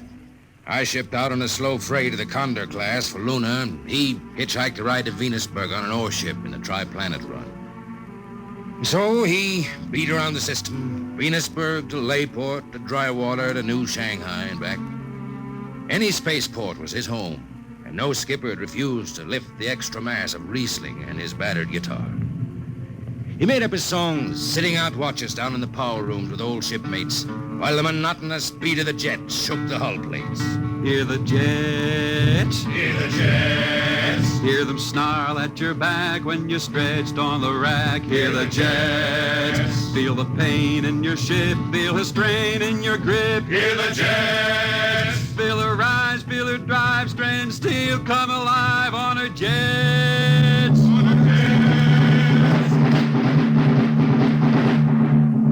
Little by little, his songs began to travel along the spaceways ahead of him. Raw spaceman songs with titles like Since the Pusher Met My Cousin and The Spacesuit Built for Two. But more and more, we began to hear a different kind of song. Strange, sad songs, the ones you find printed in the centennial editions. Dark Star Passing, Death Song of a Woods Cove. And then, finally, The Green Hills of Earth. It grew for 20 years, that song.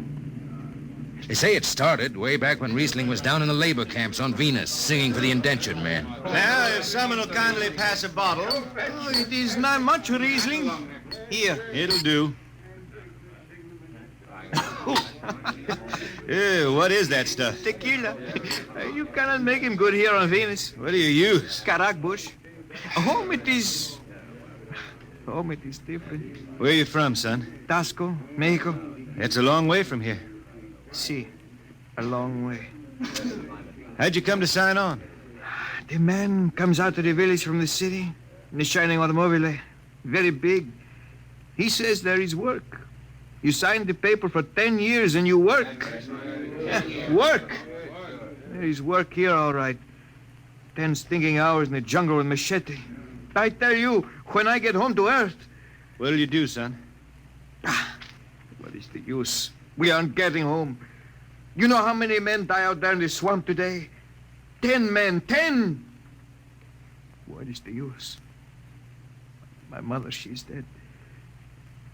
My father don't care. A girl? Oh, she says she wait. I don't know. Sure, son. You sing some more, Riesling. We drink, you sing. Maybe a new song, son.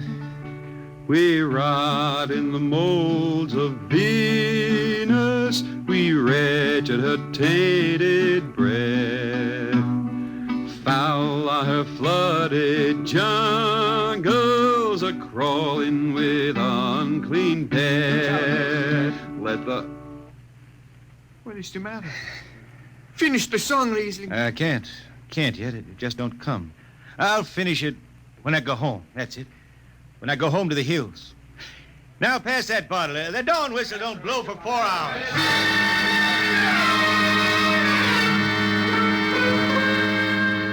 That's where the Green Hills started. And I was there when it was finished. It was 20 years after that. And there wasn't a man flying or on the beach hadn't heard of Riesling and his songs. He was getting old now for a spaceman. He was a familiar figure through the whole system. Tall, gaunt, and with that dirty bandage tied across his blind eyes. I was chief jetman then on the old Falcon. We were cradled at Venus Alice Isle, scheduled for a direct jump to Great Lakes, Illinois, on Earth. I was checking in dunnage when Riesling felt his way up the gangway and came through the lock. Riesling! Who's that? Mike Hertzman. Hertzman. Well, what are you doing on this old hog? I figured I'd ride her back to Earth. Earth? Are you going home, Riesling? I thought you were never going to make that run. I've been hankering to set foot in the Ozarks again. How about those hills? I've been singing about them so long now, Hertzman. I got to finish the song. I got to set foot in the dooryard and hear the wind through that oak tree. About the last thing I'll be doing. I got to get home before it... Riesling, there's a new company policy. You see, Hertzman, I'm getting just a little old. But Riesling, listen. No more deadhead rides. The new code book is in force. Oh, I seen code books come and go. The skipper's one of them youngsters fresh out of Harriman Institute cadet training. He's liable to throw the book at you. At me? I've been around space as long as Halley's Comet and Brewster's Ridge. I'm going back to Earth, the cool green hills of Earth. I'm going home. All secured, Hertzman. What are you doing here? That's Riesling, Captain. Riesling, huh? I'm dragging it back to Earth, Captain. Not in this ship. Hertzman, have this man removed. Funny thing, Captain, I sprained my shoulder suddenly. Look, Skipper, you're a youngster. You're pretty new out here. I'm going home. You don't know what that means to an old man, going home. I can't take you. Against the Harriman Code. Oh, now look, Skipper. You can slide me by to the distressed spaceman's clause in that code book. Distressed spaceman, my eye. You've been bumming around the system for 30 years.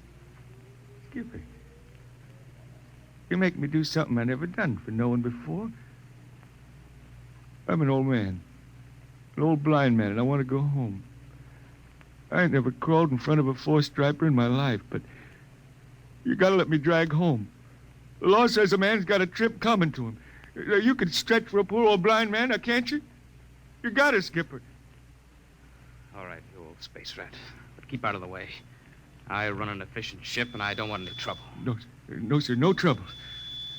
I'll just lay down to the power room. I kinda like to be near the jets when they blast off for Earth.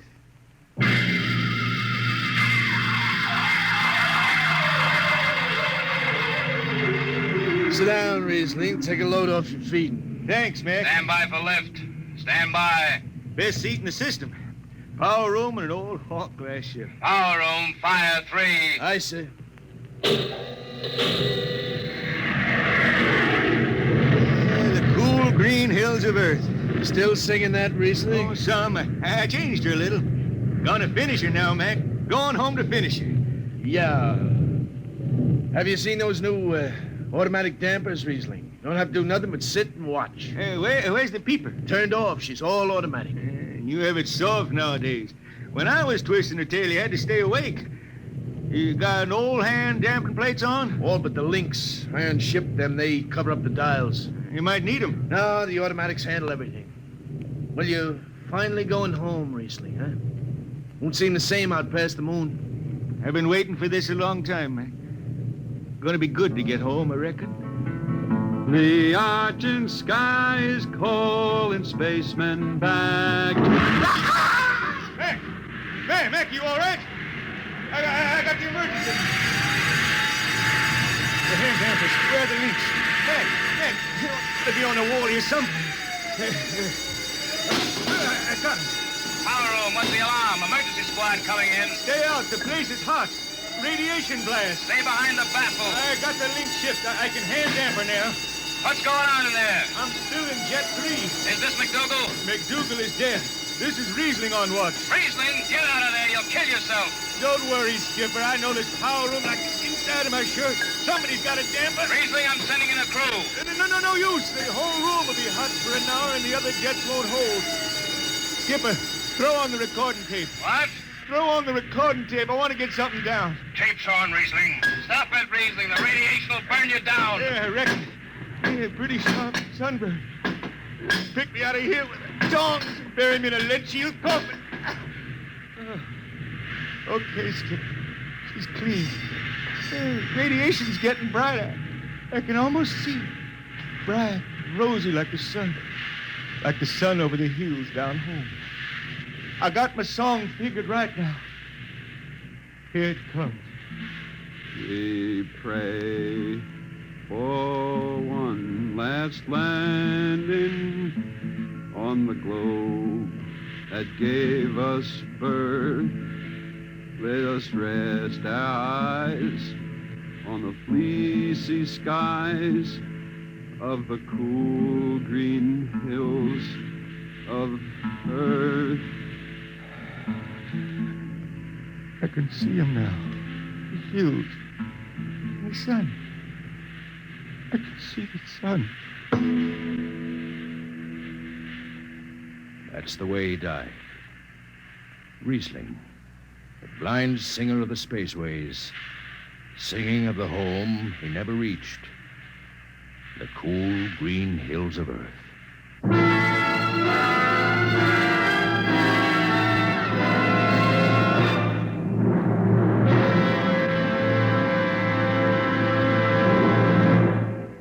Next week, we bring you another story many of you have requested that we repeat. It's the strange tale of man's first visit to another planet and why he decides that Mars is heaven. Be with us at this same time next week for another adventure into the unknown world of Dimension X. This program was transcribed. Now, dynamic Tallulah Bankhead brings you The Big Show on NBC.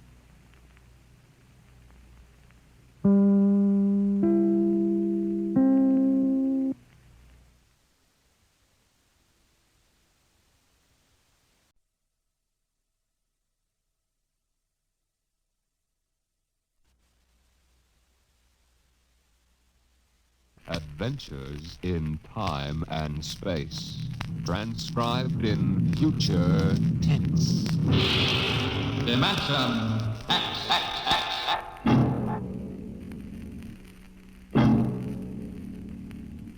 When the first space rocket lands on Mars, what will we find? Will we be welcomed with open arms, or will the Martians treat us as invaders?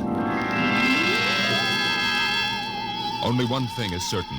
Someday a giant metal ship will take off from Earth to travel through the black velocities, the silent gulfs of space, to descend at last into the darkness of the upper Martian atmospheres. And on that day, man will finally know the answers. The day we first land on Mars.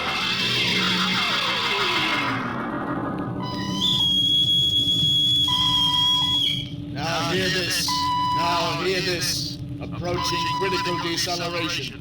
Fasten gravity suits. Stand by to land. Mr. Lustig, what do you make of the terrain? There seems to be a heavy ground, Miss Captain. We won't be able to use our infrared lights. And we'll have to come in on radar. Wasn't that a little risky, sir, landing in the dark? I'd rather run the danger of a blind landing, Lieutenant, than come in without the cover of darkness.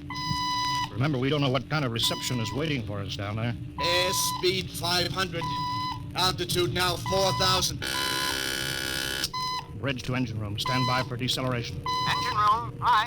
Fire forward tubes 1 and 3. Aye. Skids down. Skids, check. Altitude 500. 4. 350. 3. Up a point now. All right. Let's set her down. Look out! Cut the power. Masters pipe battle stations. Aye, sir. All secured, sir. Well, we're on Mars. April 20th, 1987. 4:33 Greenwich time. Enter that in the log, Masters. Aye, sir. Well, gentlemen, it's less than 2 hours till dawn. As soon as it's light, we'll send out a landing party. Masters, get me an all-over hookup. All set, Captain. Now hear this. Now hear this. All right, men. The smoking lamp is lit. We're 17 men on an alien world. And it's up to us whether we ever get home again. The next few hours should tell the story, and I want instant obedience to all commands. I'll court-martial the first man who doesn't jump to when he's ordered. And one other thing. We may be on Mars, but this is still a United States naval vessel. Officers will conduct a personal and weapons inspection in 1 hour. That's all. Inspection, Captain. Now? Mr. Lustig, we've got an hour and a half to sweat out before we find out what's outside that airlock. I'd rather have a man worried about his stripes than about what's waiting outside on Mars.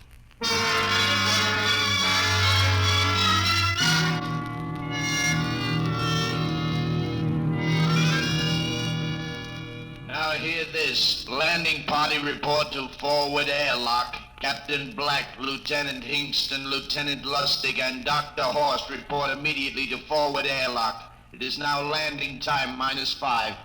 Sounds like they're paging us, Hingston. You ready, Dr. Horst? Yes. Ready as I will ever be. Come on. Let's report to the airlock.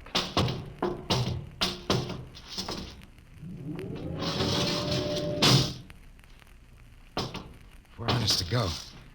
Where's the captain? Who knows? What difference does it make? Just want to get it over with, that's all. Has anybody got a cigarette? I think you're smoking too much, Lieutenant Lustig. Are you nervous? Lay off, will you, Horst? Wondering what's hidden outside underneath that ground mist? Very unusual planet, Mars. Why? It has an atmosphere. Wonderful thing, an atmosphere. Where you find one, you find life. You mean Martians? What do you think they'll look like? Who knows? Intelligent life can take many forms. You mean they may have green skins and eyes on stalks or something? A comic book conception is possible. Or they may have developed to a point that is far beyond us. Perhaps they have a science that can produce weapons far more dangerous than our atomic missiles. You think we may have to fight our way out? After all, we are invaders. Now hear this. Landing time -2. Landing All time right, -2. we heard this. I know what I'd like to find outside that airlock. Good old Illinois. You ever been there, Lustig? Only Chicago. Well, you ought to see my hometown. Green lawns, big white houses. Sounds like my hometown. My grandmother used to have one of those iron deers on the lawn. Every Halloween, we'd paint it another color. One time, we painted it black and white like a Holstein cow. Where does your family live, Horst? I have no family. When I was a child, they were gassed to death in the Dachau concentration camp. That's tough. Oh, it has its advantages. I have no ties on Earth. Nothing to lose now. I imagine I'm the only one on board who is free to enjoy our present peculiar position. All right, Lustig. You can button it up now. Aye, sir. Now, gentlemen, in 1 minute, we'll be the first men to set foot on Mars. Quite an honor, eh? As long as the medals are not awarded posthumously. Still uneasy, Dr. Horst? Captain Black, I've been uneasy ever since I can remember. On Earth and on Mars. Yeah. 30 seconds. Give me the intercom phone, Lustig. Masters? Aye, sir. Battle stations will be manned till we return. If we're not back in 2 hours, I want no rescue party sent out. Blast off and save the ship, you understand? Aye, sir. All right, gentlemen. 5 seconds. 4, 3, 2, 1. Lustig, open the outer airlock.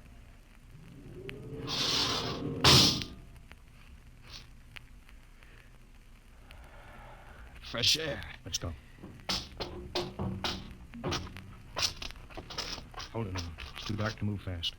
Quiet, isn't it? Not even a wind. You can't see anything through this ground mist. Quiet. You don't know what's out here. Come on.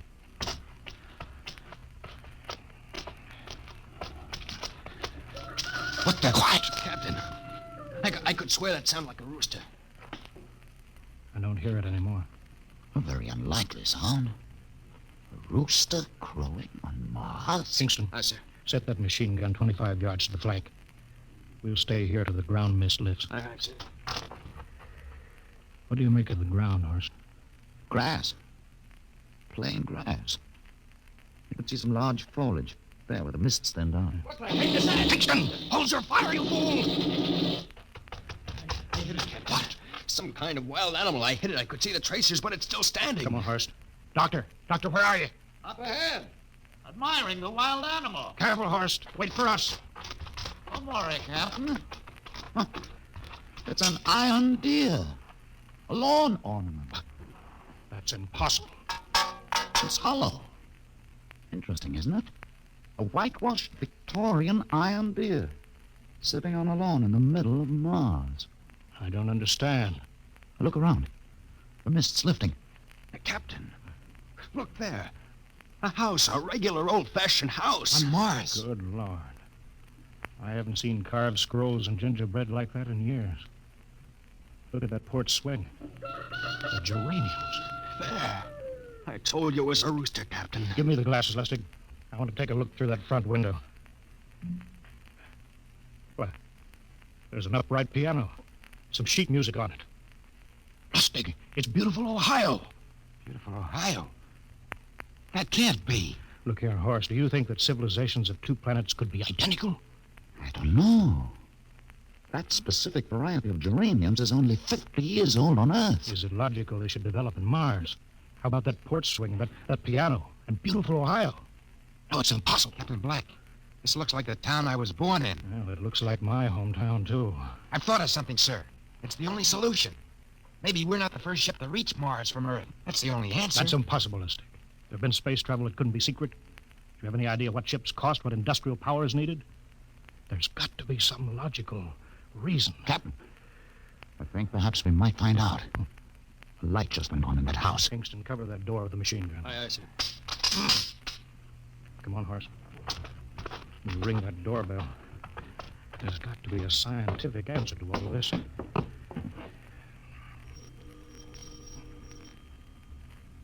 There's something moving in there. Stand back, Horace. Give me a clear shot. Maybe a Martian. Can I help you?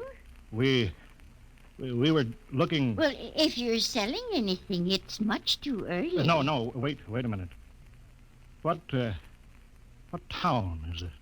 What do you mean? Are you census takers? No, we're strangers here. We want to know how this town got here.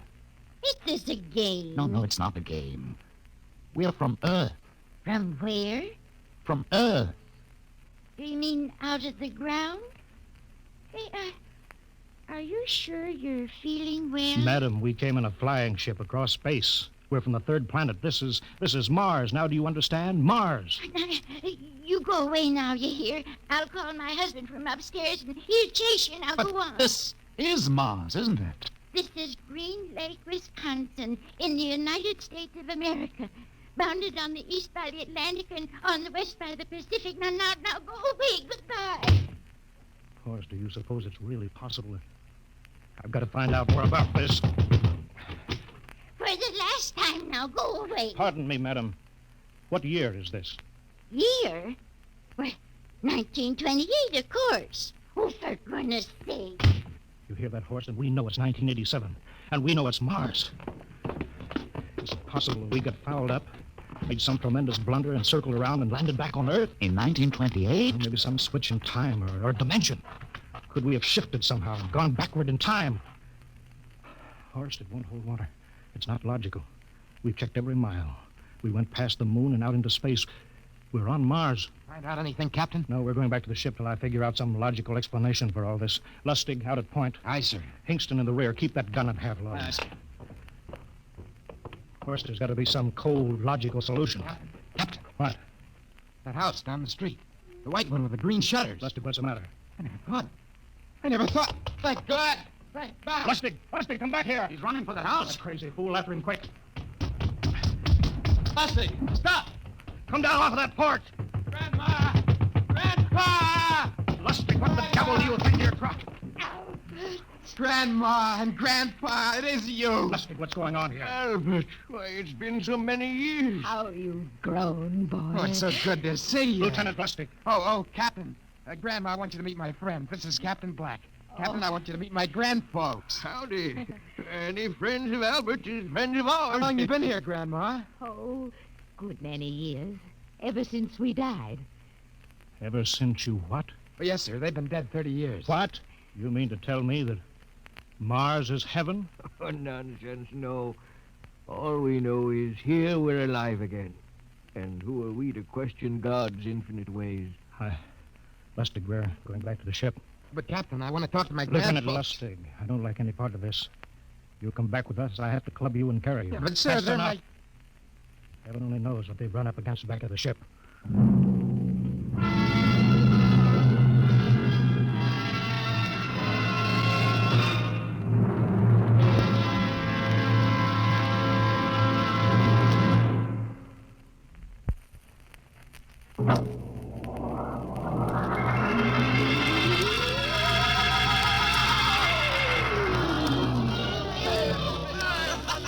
Horst, look at that crowd around the ship. Looks like we're being welcomed with a celebration, Captain. Celebration, they've abandoned ship. Every port is open, no guards set. You, Masters. Hiya, Captain. Meet my old dad. Dad, that's Captain Black, and he's not a bad guy for an officer. Of all the... Hingston!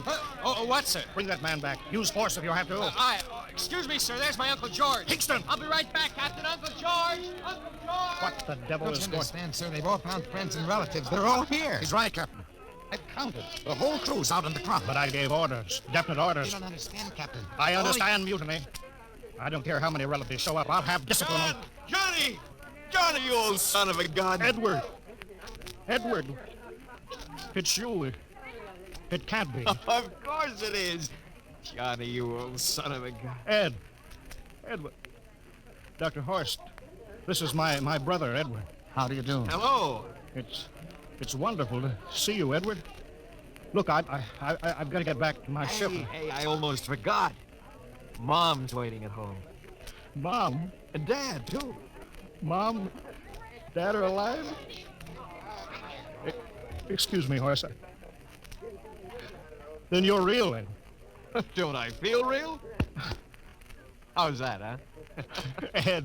Ed, we've got lunch for you, Johnny. Mom's making corn fritters. Corn? Dr. Horst, haven't you found anybody? No, Captain. I have nobody. Then you come on home with me, right, Ed? Sure, you bet. Horst, you wouldn't believe it, but it's been 35 years since I had Mom's corn fritters. By George. 35 years.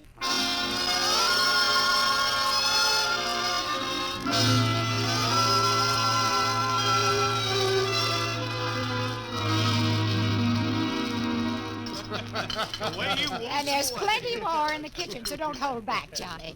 You too, Dr. Horst. Well, Johnny, you're still in the Navy, huh? That's right, Dad. I'm in command of the ship. We're an old Navy family, Dr. Horst. All three of our boys in the service. Ed was the best pilot in the Pacific. What did happen, Ed? Oh, what's the difference? I'm here now. Oh, you know, it's almost perfect. All we're missing is your brother Will. Then the whole family could be together. Well, it won't be long, Mom. Will's in charge of the XR-54. That's the next rocket coming out to Mars. Well, little Will. When does he leave, Johnny? Takeoff scheduled for September, but it depends on what we report. There's no question about that now, eh? Christmas together again. That'll be something, huh? Yes, sirree. Well, this calls for celebration. How about a little of the old dandelion wine, eh, Johnny? Now, Father, don't you go giving Johnny too much wine. Oh, he's a big boy now, Mother. Well, sir, isn't everything just fine? Just fine.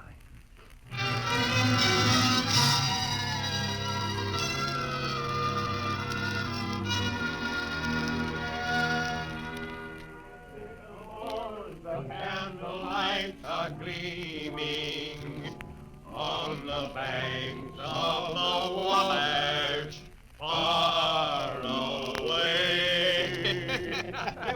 Play another song. Sure, yeah. Well, Dr. Horst, what do you think of my little family, Very nice. You know, I can't understand why you didn't find any folks here, Dr. Horst. It's just a shame. Everybody else is so happy. I never remembered my family, Mrs. Black. All I know is they were gassed at Dachau during the Second World War. When I was liberated, I was in delirium 3 months. I cannot remember anything before then. A psychiatric phenomenon. That's terrible. Isn't there anything anybody can do? I don't want to remember. Oh. I haven't had a pleasant life. I prefer to be free of emotional entanglements. They interfere with a scientific approach. I'm sorry, Dr. Horst. Oh, I'll get it. Hey, that's our ring, long and three shorts. I remember that. Well, maybe we'd better call it a night. You must be getting tired, Johnny. I'd better be going back to the ship. Oh, nonsense. You stay the night. We insist. Oh, I just couldn't rest thinking of you all alone on that ship. Oh, I'd be all right. Well, good night. Oh, wait a minute, Dr. Horst. That phone message was for you. Me? Yes, that's right. A message from Anna. Anna? I don't remember any Anna. She asked if you were better. Perhaps she's someone you knew at Dachau. Anna? She said she's coming over here first thing in the morning. So you'll have to stay over. Yes, Well, but... that settles it then. You stay here, Horst. You can bunk with me in my old room. Oh, but Johnny, we thought you'd like to be with Edward. So you could talk the way you used to. Well, we can't put Dr. Horst on the daybed. I think we better share the room tonight. There'll be plenty of time for talking, Ed. I guess so. Well, I suppose I better drop back to the ship. You know, Ed, security check. Well, why do you have to do that here? Well, I don't know. There's no good reason, I guess. Well, suppose we skip it tonight. Oh, Why not? sure. Well, good night, everybody. Oh, it's good to have you home, Johnny. It's good to be home, Mom.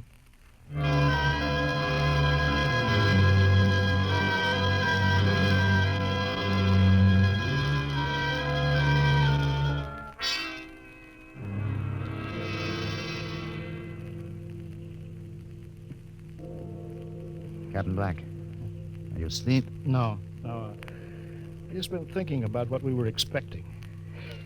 Green-skinned Martians with eyes on stalks. All the time there was only Mom and Dad and Edward waiting.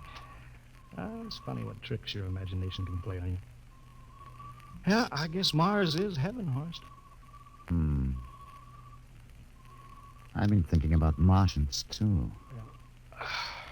Captain, just suppose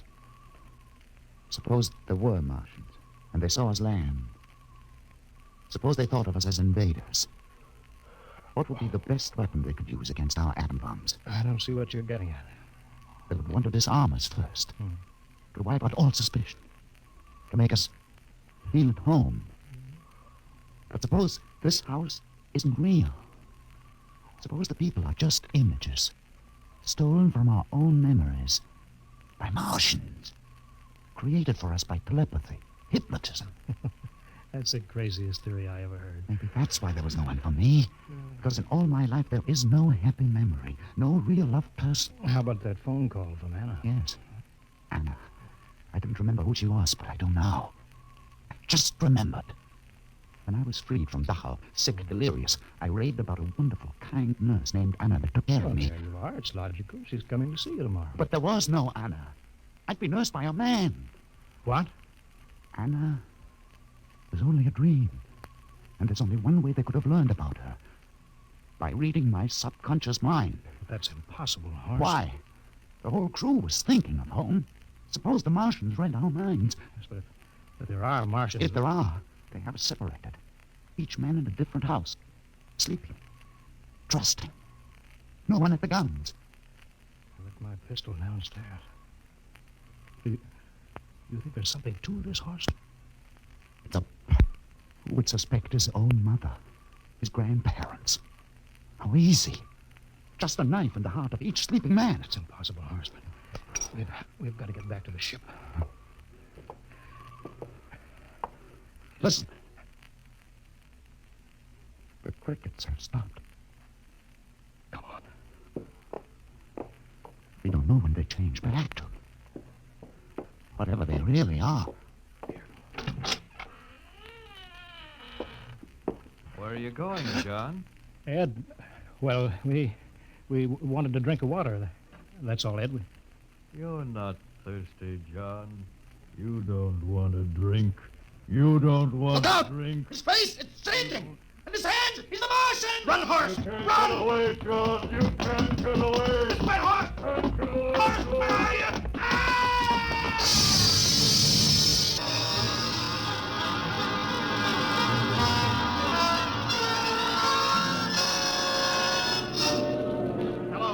Hello, can you hear me, Earth? This is Captain John Black, the XR-53, calling from Mars. I've locked myself in the ship, but they've crippled it. I can't take off or fire the guns, and they're coming for me now, the Martians. I'm all alone here. All the rest are dead. Hingston, Lustig, Dr. Horst. poor horse, he didn't even reach the door. Listen, they're trying to break through the hull now. Edward and Mom and Dad and all the folks. But they're changing now. Melting and changing back into... They're Martians. Can you understand me? Martians, not men. They made us think that Mars was heaven and we fell into the trap. Can you hear me, Earth? You've got to stop the next rocket. Tell my brother Will. Tell my brother Will not to come. They'll trap him too. They'll kill them all. Hello, can you hear me, Earth? This is John Black on Mars. Hello, Earth. This is John Black on Mars.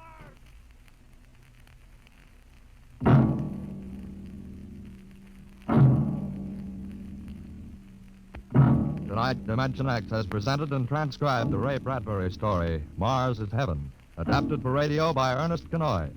Featured players were Wendell Holmes as Captain Black and Peter Capell as Dr. Horst. Your narrator, Norman Rose. Music by Albert Berman, engineer Bill Chambers. Dimension X is produced by Van Woodward and directed by Edward King. Robert Warren speaking. In a moment. Dimension X.